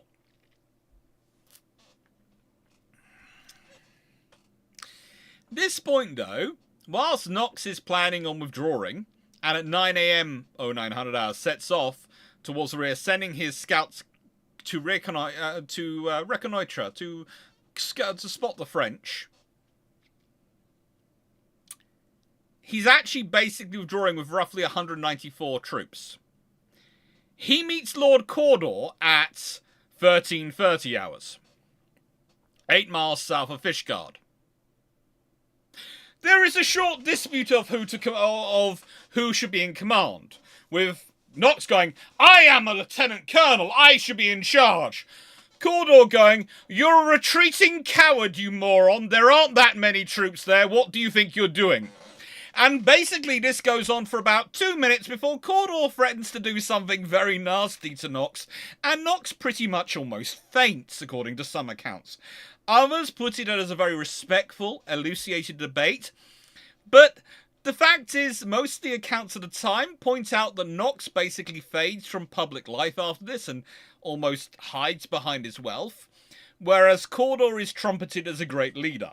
And they try to ignore Knox as much as they can. So I'm thinking probably retreating with 200 troops from the French when he hasn't even fired a single shot at them, in using most of his forces to try and cover his retreat and protect his own safety, rather than the people who are fleeing, and leaving the citizen militia and the Woolwich gunners to defend Fishguard, pretty much has eroded his ability to be in charge of anything.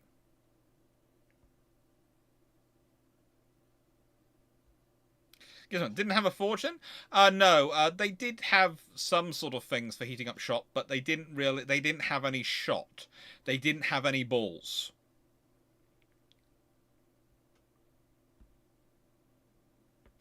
They just did not have any cannonball at all. That was their problem. They'd run out of them. The supply was supposed to be coming, but there's an interesting debate over that, of whether the British government are responsible for it, or the fact that the maybe some of the funds which were allocated to the defence, which were supposed to be administered through the Knox and his militia, had not been properly spent. Yeah. We can all work out what is going on here. So, technically, Captain Lawford, Captain Campbell, is technically in charge now. They didn't have, yes, pretty much. Captain Campbell has taken charge, and he has Captain Cawdor, the Lord Cawdor, Captain Campbell. If we go back to his name, I keep getting it wrong, but he's Baron Cawdor, he's Lord John Campbell. So he's Captain Campbell, Baron Cawdor, is in charge. Oh, Bishop, my other cousins have heard me say worse. And he leads the forces back to Fishguard, with basically the point to Knox that if he wants to stay safe with the army, he comes with them. If he doesn't want to stay safe, he's more than welcome to run back. But don't worry, the Lord Lieutenant is sitting back in the castle back behind them, in Haverfordwest Castle, and will gladly meet him.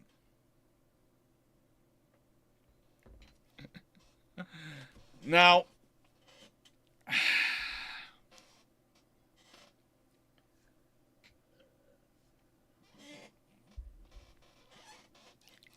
at the same time, Tate's troops have basically collapsed. They found what we will call Welsh wine, okay? They discovered the local supply of wine, which actually had been acquired from a Portuguese ship that had been wrecked on the coast a few weeks previously. So it's probably actually port.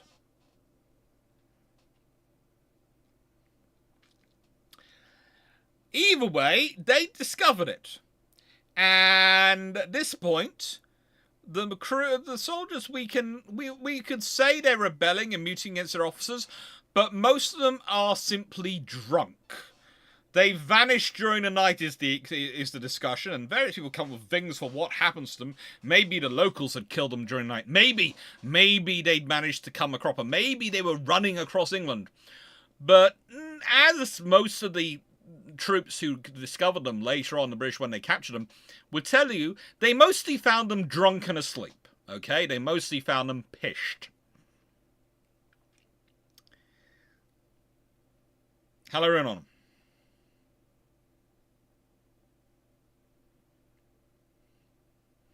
They're just pished, okay? That's it.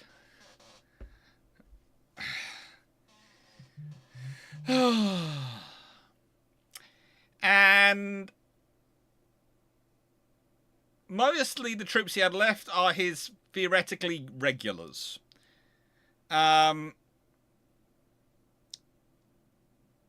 Welsh had already been killing him.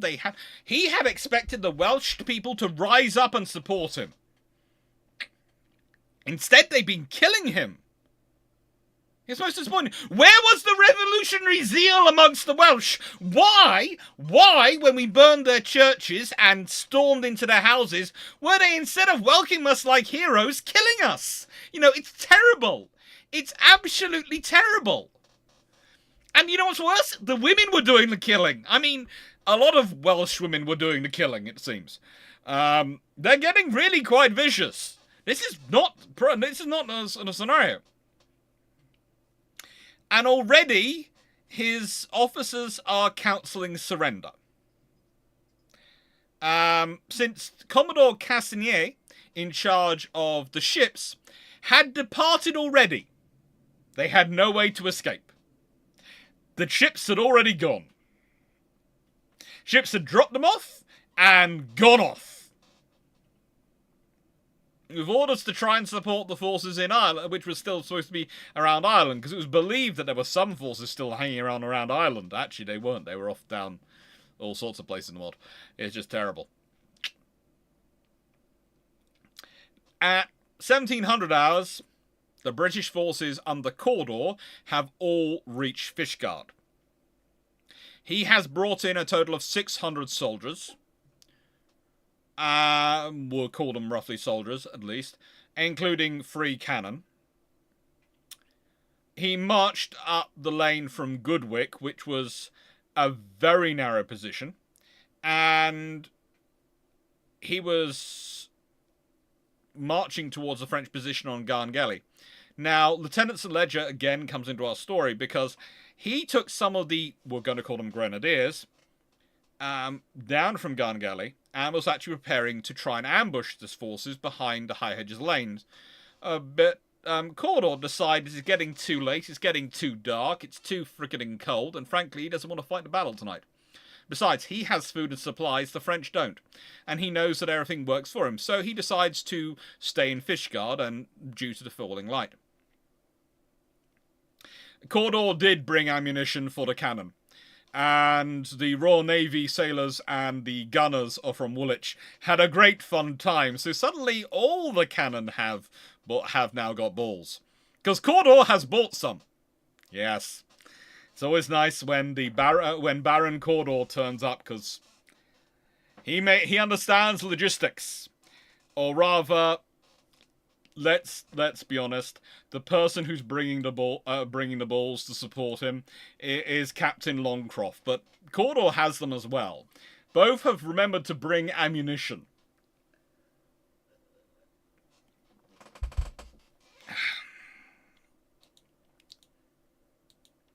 Oh no, the Welsh are like the Canadians. They really want liberating whilst they actually quite like working English. It's amazing how often this happens in history, that Americans turn up expecting people to want to join them and want to be liberated by them and freed from it. And, well, they don't.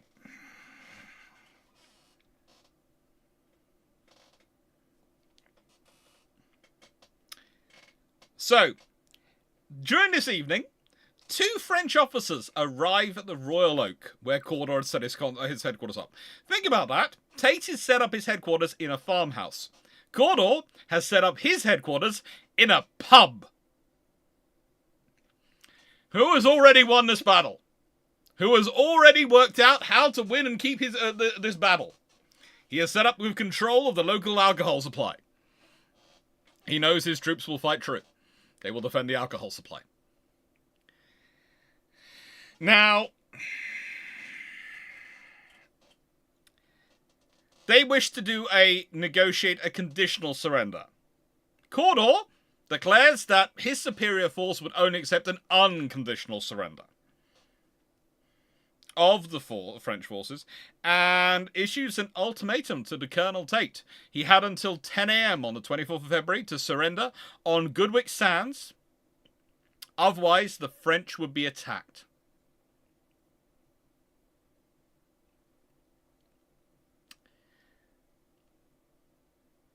Now, and the following morning,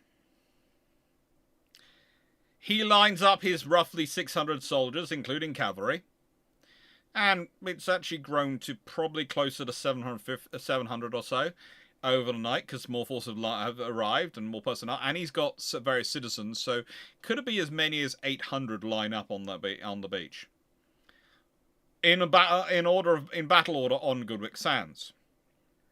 Above them on the cliff, walking up in strangely regimented lines, in strangely regimented lines, are a load of local women wearing the traditional Welsh costume. Now, the local Welsh clothing, the women usually wore a red whittle or shawl and a Welsh hat, which looks like a shako, which is the traditional wearing of redcoats. Which, the traditional hat the British redcoats wore at the time. So, you have below all these soldiers, and then on the hill, another few hundred or so women, all wearing red with big hats. For some reason, the French decide that there is regular line infantry set up, and there is local force as well, sitting in front of them. And there's a lot of infantry there. There's a lot of troops. In fact, the French are estimating they're outnumbered by 2, possibly 3 to 1. Remember, they're basically down to a fighting force of 600 or so at this point. Tate tries to delay, but the British just stand there waiting. They stand there waiting. Not manoeuvring, not anything, just stand there waiting. While their artillery is digging in and prepping itself. And the Woolwich gunners and the Royal Navy are doing a really excellent job of making sure they are prepping those guns. I mean, it looks like there's going to be a crescendo of fire at any moment. But at 1400 hours on the 24th of February, Tate accepts the terms of the surrender. And the British troops start hearing the French leading their column down to Goodwick. They pile up their weapons, and by 1600 hours, the French prisoners are marched through Fishguard on their way to prison at Haverfordwest, which has been helpfully prepared by Lord Lieutenant.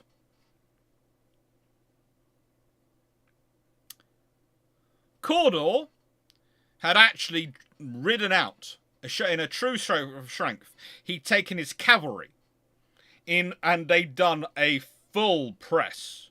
They'd had the troops formed up. He'd left Colby in charge to organise them, and he rode out with his cavalry, his yeoman cavalry, to the Trio farm to receive Tate's official surrender. The document has been lost.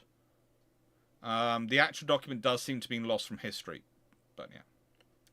And as said, the invasion force is pretty much returned to France in 1798. Now, there is an interesting discussion about what exactly happens with those women, by the way. It's historically put down to a lady called Jemima Nicholas, who was a very strong character. She was either a cobbler or a cobbler's wife in Fishguard. She seems to have been a very, very strong character. And apparently even before this battle, she had, in charge of a group of women, had rounded up 12 French soldiers who'd been drinking and held them captive inside a locked church overnight. And when they were handed over to the military at the Royal Oak, they were apparently crying and requesting to be protected.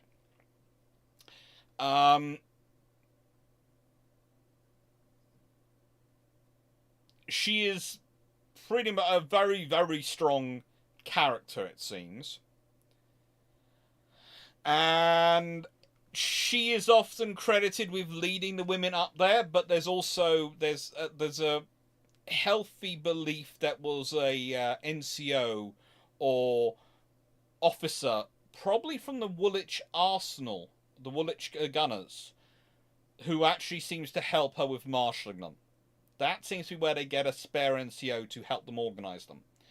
And they really do make sure they are dressed up.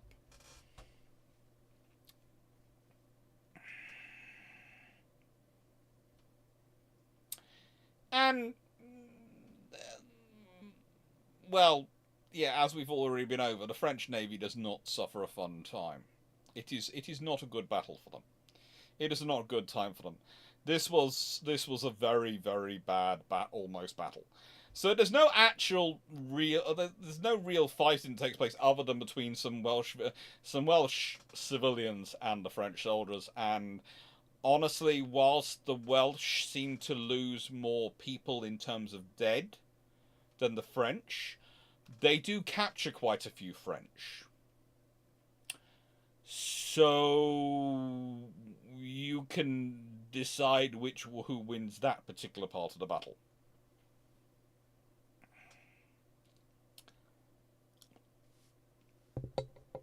So, all in all, I know this is not one of those operations you are going to have heard a lot about. This is not one of those things which you get a lot of history about, because the battle doesn't really happen.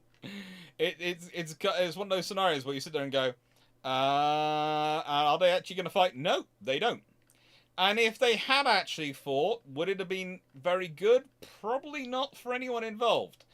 I have a sneaking suspicion the British forces might have actually won the fight, mainly because they had these things called artillery and cavalry, as well as infantry.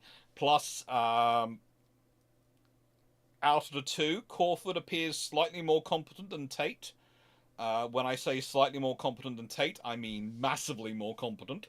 He actually seems to understand how to actually fight and organise a battle and understands the phrase logistics. But he does have other people. If anything happens to Corford, the fight could have gone terribly. And it is the sheer boldness he does of leading his own troops to take the surrender, riding out with his cavalry to do that. The whole actions he does is really, it's a great case of bluffing. But yeah, the you've got the whole thing is an absolutely marvelous bluff from both sides in some regards. The French even daring to do it is a bit of a bluff, as already been discussed a bit in the chat. But the actual thing is, when you're looking at it, you've got the French as they're viewing across are viewing two lines of British forces. The front line, they can clearly see that a militia, that lines up, and then the ones behind it look like British line infantry, which also are the similar uniforms that quite a lot of militia wear. So they are looking at a force, and they are seeing two blocks of troops, and they're seeing the artillery, and they're seeing everything, going, how are we going to win this? They can't. The Welsh Women Auxiliary Terror Brigade. They are scary as anything. You do not want to fight them. Yeah.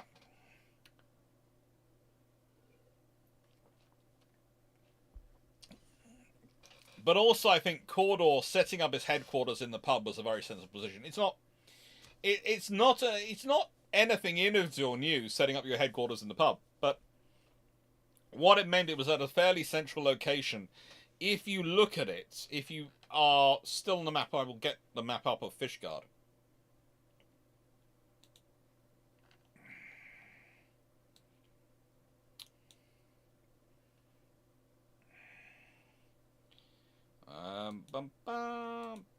There we go. The pub is here. You can see the Royal Oak is... This is the Royal Oak. I don't want that activated. I want that to be gone. Measure distance. I want that gone.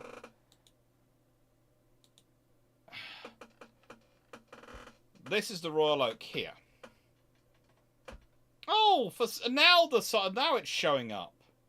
That's helpful. So if you can see, if we do this, it's pretty well into the town. And this is Goodwick this is Goodwick. And again, Goodwick Sands.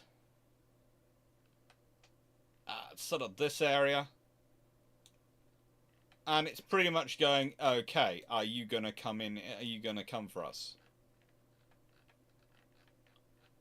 They're formed up in a good position for them. They are formed up in a very good position for them.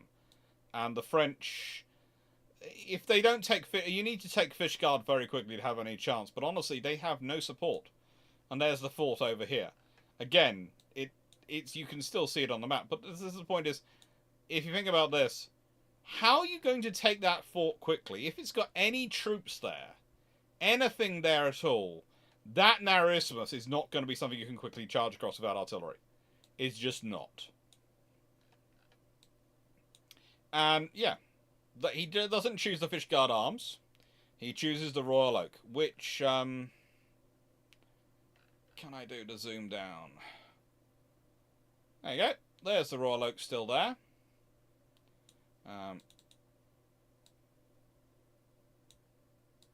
You can see. There's the World War I Memorial. And this is Fishguard. And it's a lovely place to visit. I highly recommend visiting Fishguard. I really do. There are lots of photos of the pub. Lots of lovely food. Lots of stuff you can find on as I said, on Google. And, yeah. They have some very interesting pictures. I think that's Corford. And that, of course, is, I think, Miss Nichols. Jemima Nichols. Nicholas. I think that's what that image comes from. yeah, it's a nice place to go. I do love the way people post these pictures up online of these sort of places. But yeah, if you are in Fishguard, if you're in Wales, it is definitely a place to go visit. Ooh, there is some... this is making me hungry. I've had food today. I can't be hungry. I can't have more food.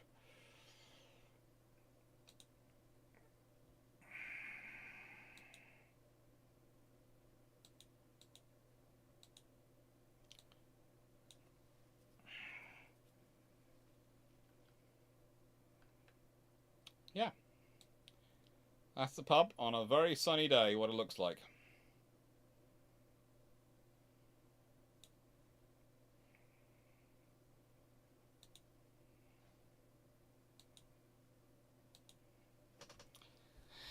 So, there is no battle on both sides of territory organised and commanded on the whole. Yes.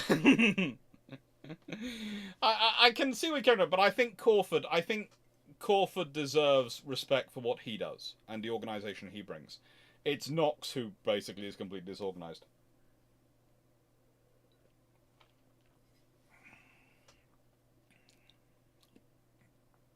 Yes, Wellington does enjoy pubs to set up places.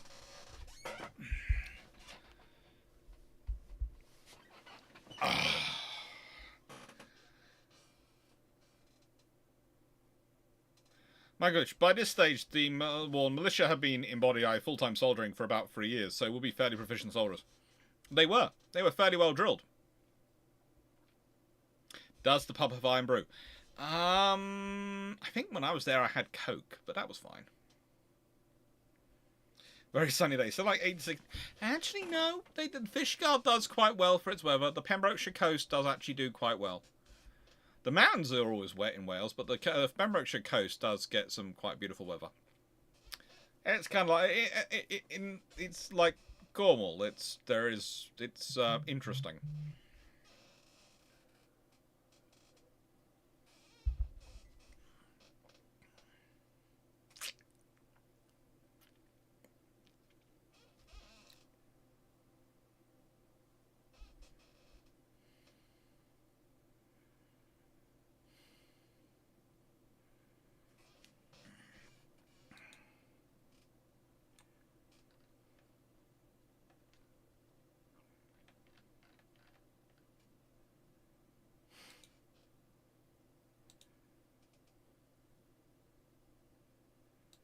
So,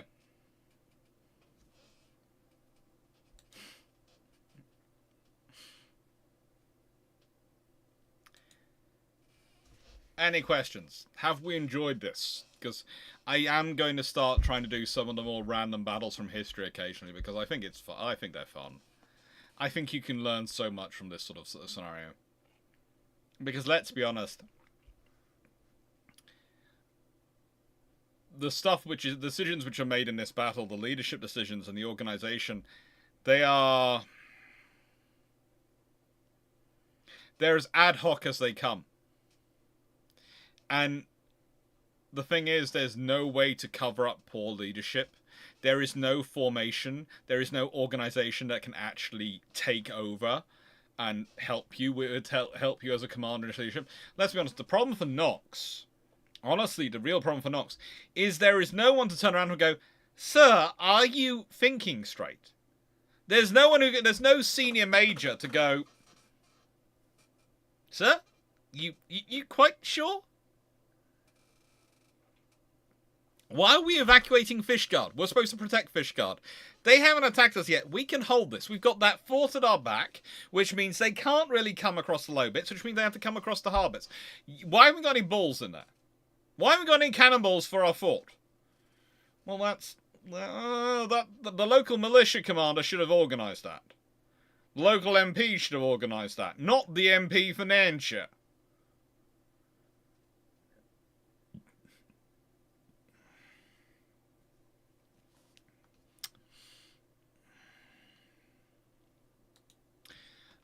It's Cawdor, Baron. It's Cawdor, not Crawford. But let's see, his siblings.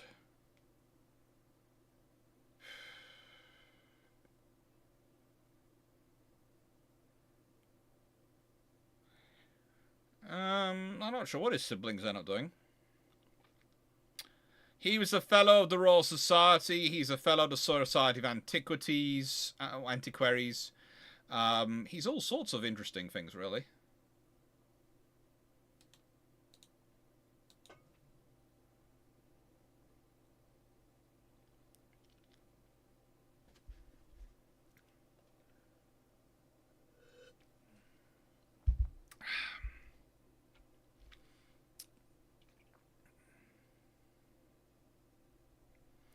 I have to say, the Society of Antiquaries is actually one of the societies, like the Royal Historical Society, I keep toying with joining, and I haven't actually joined.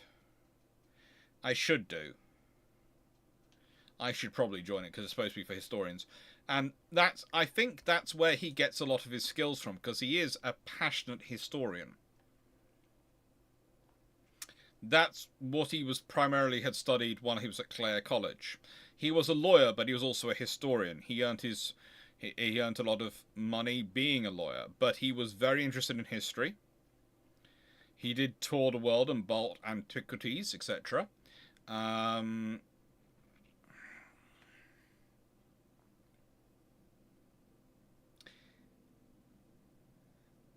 He stood down, technically, from Parliament in the 1796 general election.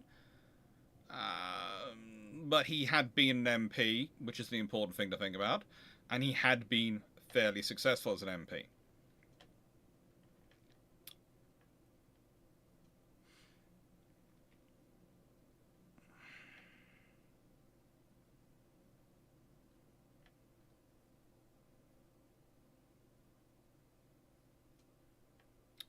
And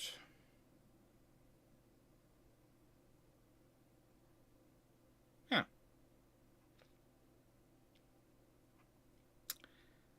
he was.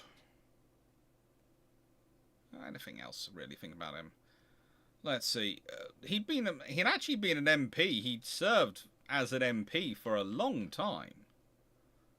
If you put it together, he had done. Let's see. For Cardigan boroughs, he was in office for 16 years. For Nairnshire, he was in office for 13 years. So he'd been an MP for pretty much 29 years. He was born in 1753, so in 97, he is also 44-ish?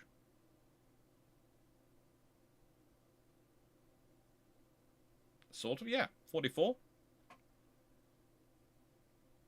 That doesn't seem right. Oh no, sorry, I had added on things. No, no, he was an MP. He was an MP for 19 years, not 29 years. I made it 13 rather than 3. Sorry, that's my bad maths on me reading my form. I should have had that worked out on my Excel spreadsheet beforehand. Oh, caramba. So that makes more sense.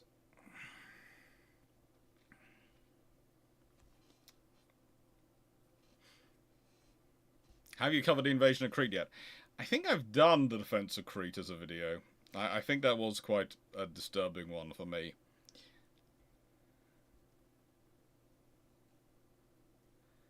Yeah. This is before the gun war. See, something else. I mean, hasn't seen the Copenhagen Swedish fleet twice yet. No. Let's ignore everyone. That's off topic, but okay. What's the question? I asked you in the comments last Sunday Brew Ships, asking why the French and Italians would be happy with. In the nicest way, that was, I think, a discussion, and basically you said, right, so if they're allowed to build bigger hulls, would they be happy? They wouldn't be. If they can build bigger hulls, they'll be happy. They'll build bigger hulls. The French and Italians don't really care how big their cruisers are. They just want them to match each other. Honestly, for the French and Italians, you might think, well, should they build smaller cruisers and get more numbers? Well, that's always an option open them, but they don't tend to follow that. So, yeah, that's fairly off topic, but hey. And he also spoke in favour of abolition. Yes. he was basically a supporter of Pitt. He was very much an ardent improver, and Cawdor is an interesting person to follow.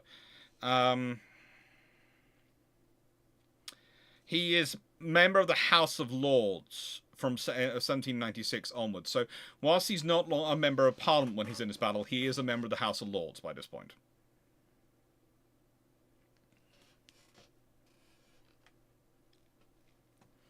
And it's, please note, following the battle, he's made the colonel of the Carmarthenshire militia. And he's made full colonel, not lieutenant colonel of the militia, full colonel of the militia.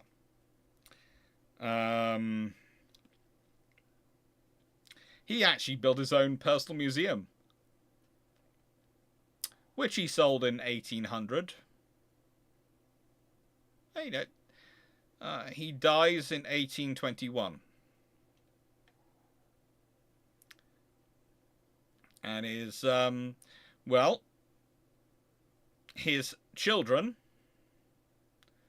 are John Frederick Campbell, who's the first Earl of Cawdor, after him. And his other son becomes Rear Admiral George Price Campbell. So he joins the Royal Navy. So that makes me like him even more. Is Colonel a normal rank you use in the militia?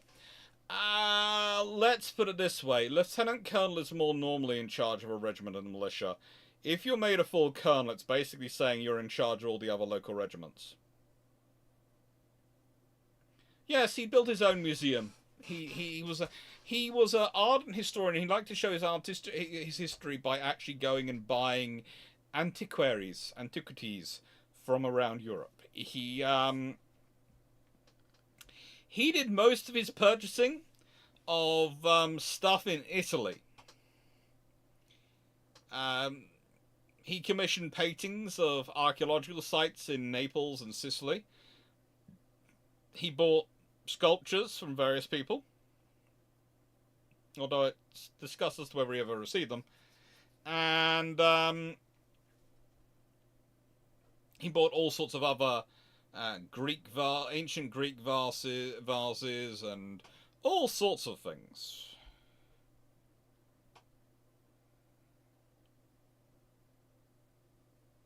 He was a great collector. He was a very rich gentleman, and he used his money to collect.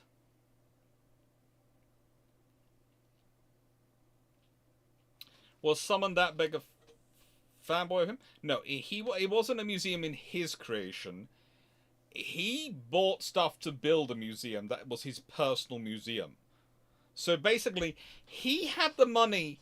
Instead of building a museum for the public to go around, he collected items and created his own personal museum.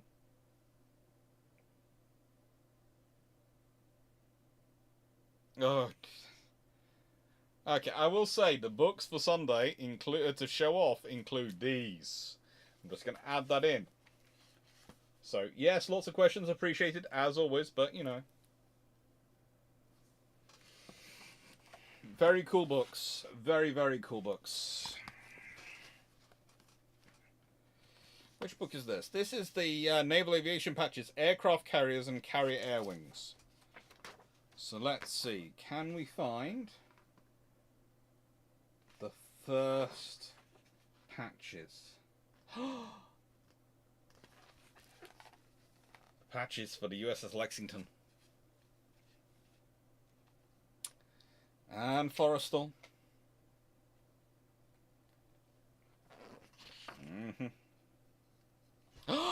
There is Saratoga's CV3. There. The original patch. And Yorktown, CV5's patch. That looks intriguing as a patch. Enterprise's patch. Is it me, or does that look like a rip-off Blue Peter? Or Blue Peter's a rip-off of that? Then we have Wasp. Then we have Yorktown's CV10 patch.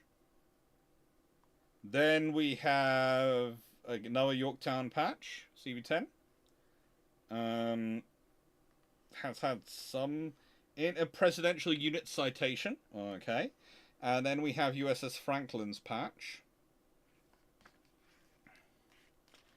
And then later on it's called Big Ben. And CV-16 USS Lexington, the Blue Ghost.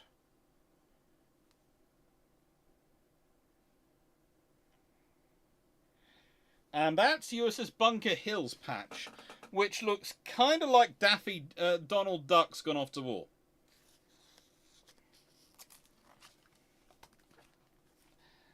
If you're rich enough to have Reynolds paint you, then you're doing well. Ah. Yeah. Oh, like you create a library book cave. Yeah.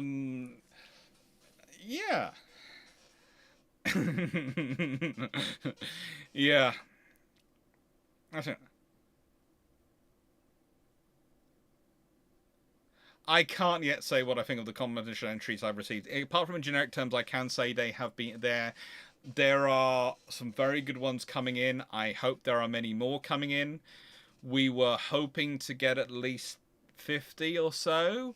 We are on our way to that. I would like many more, but there is until the 27th of March, I think, was the end date. I'm not 100% sure. Let me just check the PowerPoint before I say something wrong. I'm fairly sure it was the 27th of March. Yes, 27th of March. So there's a little over a month still to go. And the fact that we've received as many submissions as we have received already is, I think, a good thing. Isn't that Donald Duck actually a World War II veteran? Might be. But according to this, he's also the Bunker Hill thing.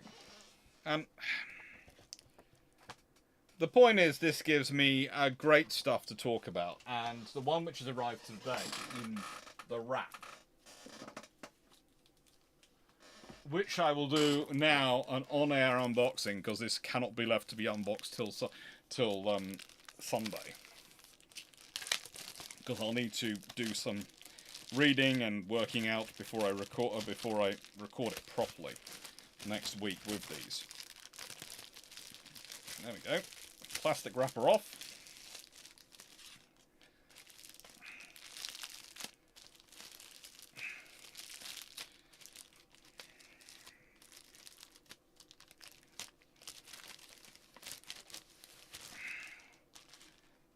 Had some damage done to it, but not that much damage to this conversion, luckily. A little bit of damage, but I accept that. And this is Air Attack and Helicopter Squadrons.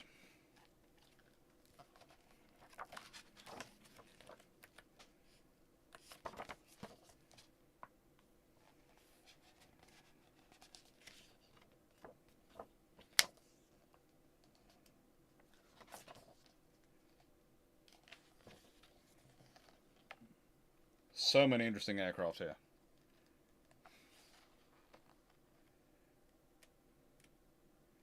This brings me up to quite modern. This is actually this takes me up to quite modern stuff. Oh, I can have fun with this.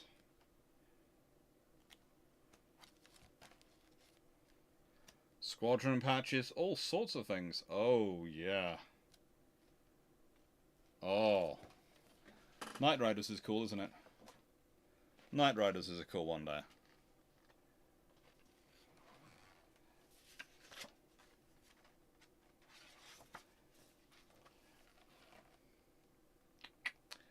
Lots of torpedoes in cat's mouths for VA-55.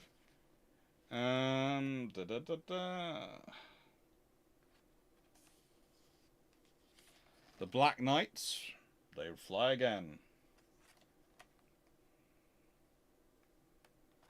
Attack Squadron 15. Ooh, some of the original ones.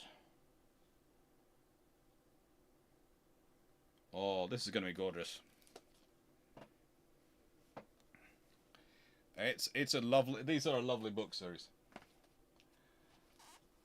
So I've got the aircraft carriers, carrier wings, and shore sort of support establishments. I've got the fighter squadrons, strike fighter squadrons, and recon squadrons, and the aircraft attack squadrons and helicopter squadrons.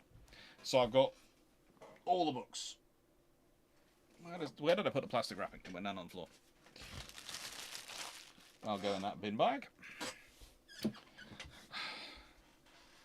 AFN. The British militia during the Napoleonic Wars. Well, it's sort of hobby employment for the gentry. No risk of being sent abroad. Mostly used for suppressing riots. Yes and no. There is often that perception of them, and especially when we're talking about some of the books written at the time. But there are often units which are actually very good. I.e., if it's a unit called yeomanry, they are usually fairly well trained, and quite a large number of the other militia units.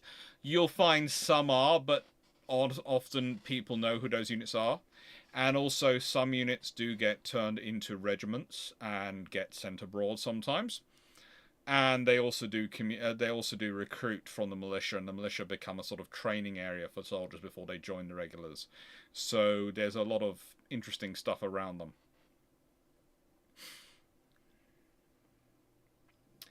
Major Son, will there be a best way of killing Beatty? Honourable mention category. There could be.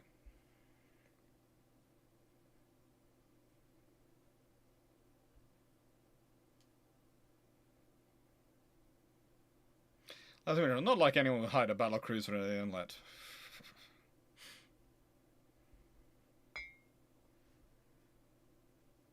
Jacob, I truly like your trial condition. I wish I could join it, but I'm a history enthusiast, not an alternate history researcher writer. No idea how to come up with a question, let alone answer.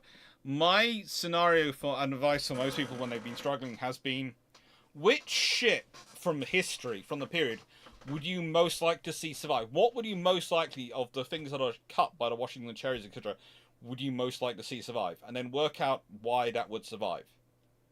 And that's usually an interesting point to go from history, because I think Leslie is one of the ones who's found it quite interesting, is that working out how that could survive and what way. And I know a few others have. Most of the people seem to start. Most of the people of the things I've read have literally obviously started with that, with a ship which they would have liked to survive, and then worked out how does the world change enough for it to survive. My thinking comes in, honestly, if for some reason, there's all sorts of options with the aircraft carriers in a Tillman-Washington Treaty. There's all sorts of scenarios where you can change the Washington Treaty and that vessel can survive. It's one of the interesting things someone has written, and that's one of the reasons why I brought it up when I was talking about the Tillman ships. Someone has submitted an idea. They haven't yet submitted the essay, but they submitted the idea and said, would this be okay? That they're in their world, the Tillman 3 gets picked rather than the Colorado class to build, and so they're building a Tillman 3. And that's what's in service. And if you think if the Tillman 3 had been in service, well, then you have a problem.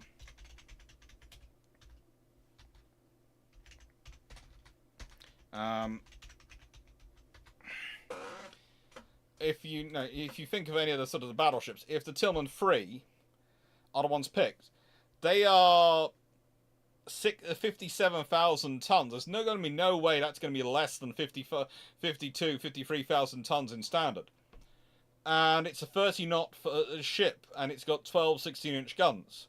Well, if that's what you're building, you've built a fast battleship, and if you've ordered in 1917, which you could have, it could well be entering. It could well have been coming off the slips in early 1920 and launched and entering service. In which case, you're not getting rid of them; you're building them. If America's going to have 3 of those in the service, you're going to have to accept at least 50,000 tons, probably more, maybe even 55,000 tons of the standard displacement, and suddenly there are all sorts of ships which can get built, and all sorts of things which can happen, just because Tillman won that argument. And the reason I can mention that to all of you is I said, well, what I was asked the question, will I be able to spread around? They said, yeah, they don't mind. They didn't mind me spreading around because the way they've used it, it's changed a lot of things. The fact it being built has meant the British have sort of responded. Instead of going down the Admiral's route, the battlecruiser route, because of when the battlecruiser laid down, because they see the Tillmans being laid down in 1917, they are forced to change their route. The Tillman Freeze laying down, and they're looking at the design and going, and of course they know about the design because of Stanley Goodall, who's over there with the Americans at the time. Their own penetration of the American yards means they change their construction. Everyone, and the British and the Americans are, it's an interesting thing. But the thing is, because of that, they don't mind others using that as an option.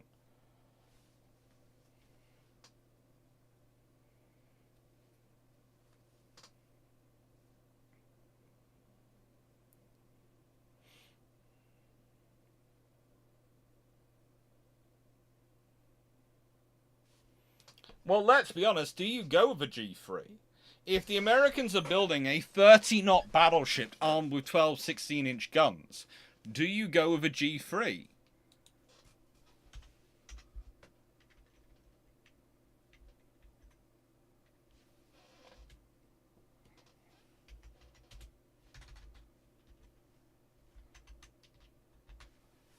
Do you go with them? Or do you do something else entirely? Let's be honest. If the Americans are building something which is 30 knots of speed and 12 16-inch guns, that's a lot. But if you're looking at it from the British perspective, there's the L2, which was supposed to have 8 18-inch guns, was going to be 50,000 tons, and was supposed to have a speed of 25 knots. Do you use that as a basis and go, right then, you need to be a 30-knot ship? Because let's be honest, the whole British advantage over the Americans has always been speed. That's been what they've been relying on. Well, if the Americans are now building something which is truly massive, they're going to have to go bigger, aren't they?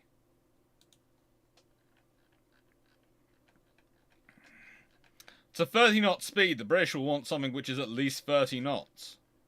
If not something faster. It's got 12 16-inch guns. So you can either have 8 18-inch guns or 9 18-inch guns. Or you have to match it with 16.5-inch guns. And if you consider, yes, the J3 does have 9 18-inch guns. It does have a top speed of 32 knots, but it's not a battleship. And the Tillman 3 is a battleship. So there are all sorts of interesting options which come up. And as I've said before, my strong suspicion, this person hasn't gone it, and they haven't gone it, would be something along the lines of the K3. I think the K is the likely option of what they go along to. But, you know, there's all sorts of battleship options as well they could be going down the route of.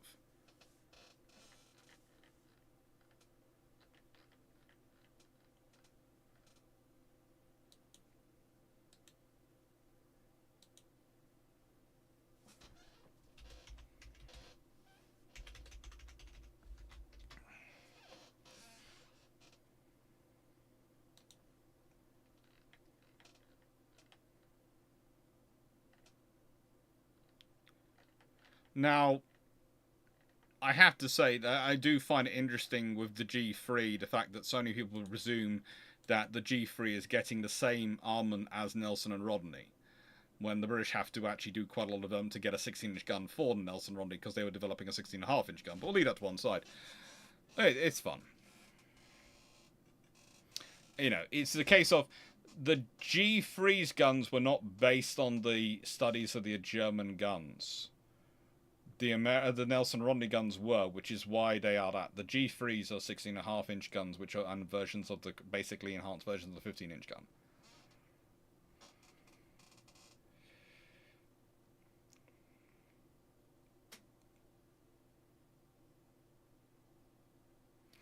My theory has always been that the maximum battleships are fun, but if you can build 2 9-gun ships at a cost, then that's better than 1 12-gun ship.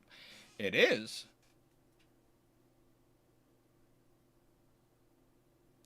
What about a K-designed battlecruiser as a base to build a fast battleship? That's what I was sort of thinking along the lines of. And yes, the British would have to invest in their infrastructure. But also, think about all the other things that would happen. It's an interesting route to go down, and there's a few other routes as well. And the thing is, for that to work, you don't need Tillman to live any longer. Tillman can die when he historically dies. If they've already started building the Tillman Freeze and got them that far along, then it doesn't matter if he's alive or dead in the Washington Naval Treaty.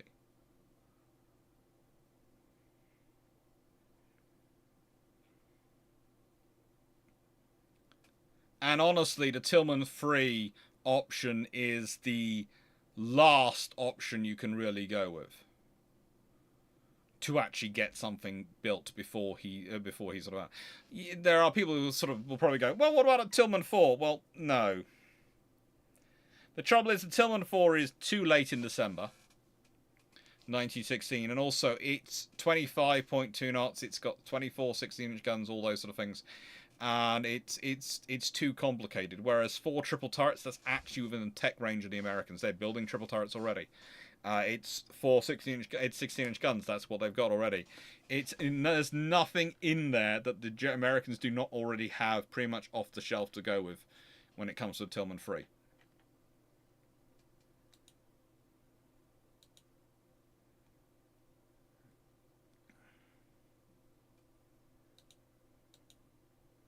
It would have been a very, very scary ship. Right then. What else am I going to do tonight? Well, I'm going to say what have we got coming up. We have got coming up this week, we have got the USN Aircraft Squadron System.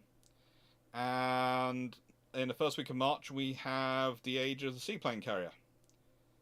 Now, I'm looking forward to the 19th of March, because that's going to be 824 Squadron, which I have got a lot of personal memories of working with, so I am really looking forward to that one. The Tillman Free can fit through the docks. Remember, that was the design and the maximum. How do I put this? That was the criteria. It had to be able to do that.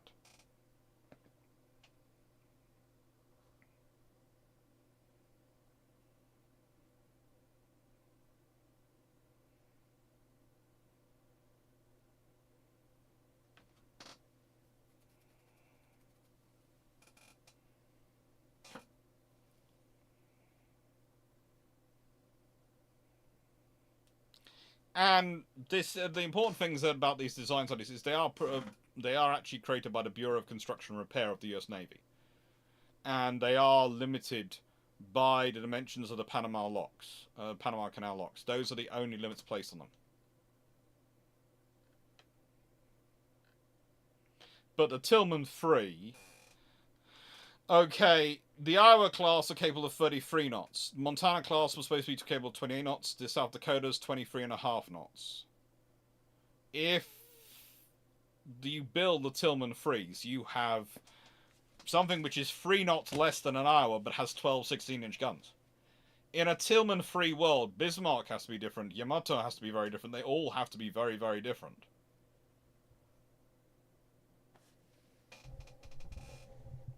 Tillman Free would absolutely wreck the Japanese economy in the 1920s and 30s.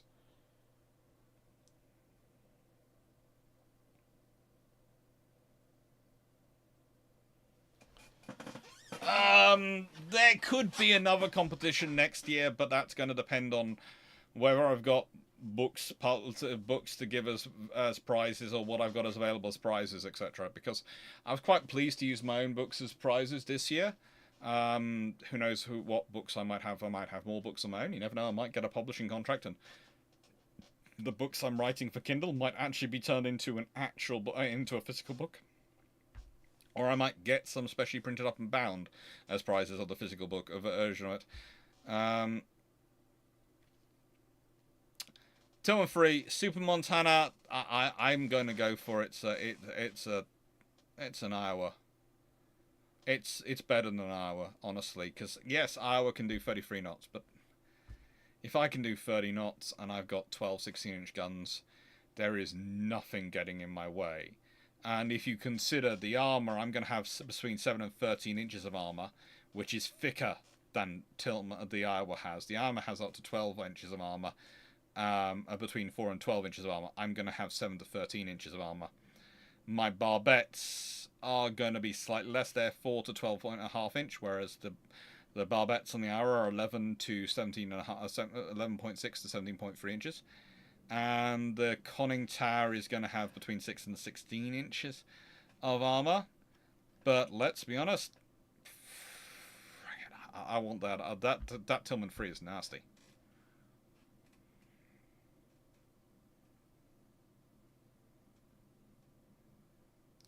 Check and see if the Dark Lord of Naval History has a book out by then. I think he should do. But, you know, I think he wants his books for his own competitions. I would hope so. Otherwise, I will happily use them for mine, but, you know. Thank you very much, everyone. Thank you, Verdun, Black Maximus, Peter Dawson, Leslie Mitchell, Steve Clarke, Athan, everyone who's been joining us this evening. 96831, Duke of Petchingham, Leslie, Jacob, Bijon, Melanie, thank you, Paul, thank you, Jack Ray, thank you everyone for your support. Thank you, because this channel really wouldn't be possible without it. It really wouldn't. Believe it or not, with all the house move and everything else going on, and the fact I've had to reduce my work dramatically, and I still haven't been paid all the money I'm owed from the job I no longer do, it wouldn't be possible to keep this channel going. It wouldn't be possible to keep doing the historical research without your support. So thank you very much, everyone. Thank you, Just Fonk. Thank you, Dave Harrison. Thank you, everyone who's been watching this evening. Thank you, Teshatu Vishal. Thank you, Cartoon Man 154. Thank you, everyone who's been here, who's been participating. Mark Harkness, Nicole Ross, everyone. Calvin Gasberg, Daniel Politics. Thank you, everyone. And I hope you've enjoyed it. I hope you found it interesting. I hope it's given you a bit of a laugh, because that's what I was hoping for in this video. And I will be on Discord in a bit. And this week we are starting off for the first time ever with Steve and Leslie as our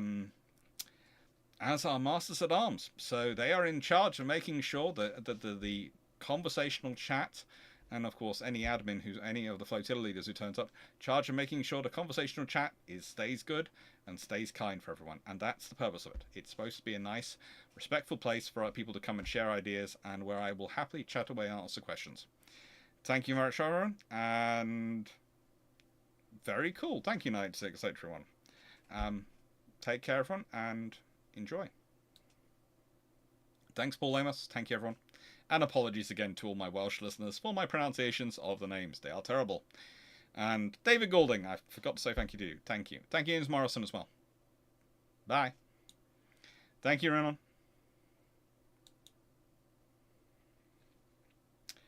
Ba-da-da-dum. Bum, ba.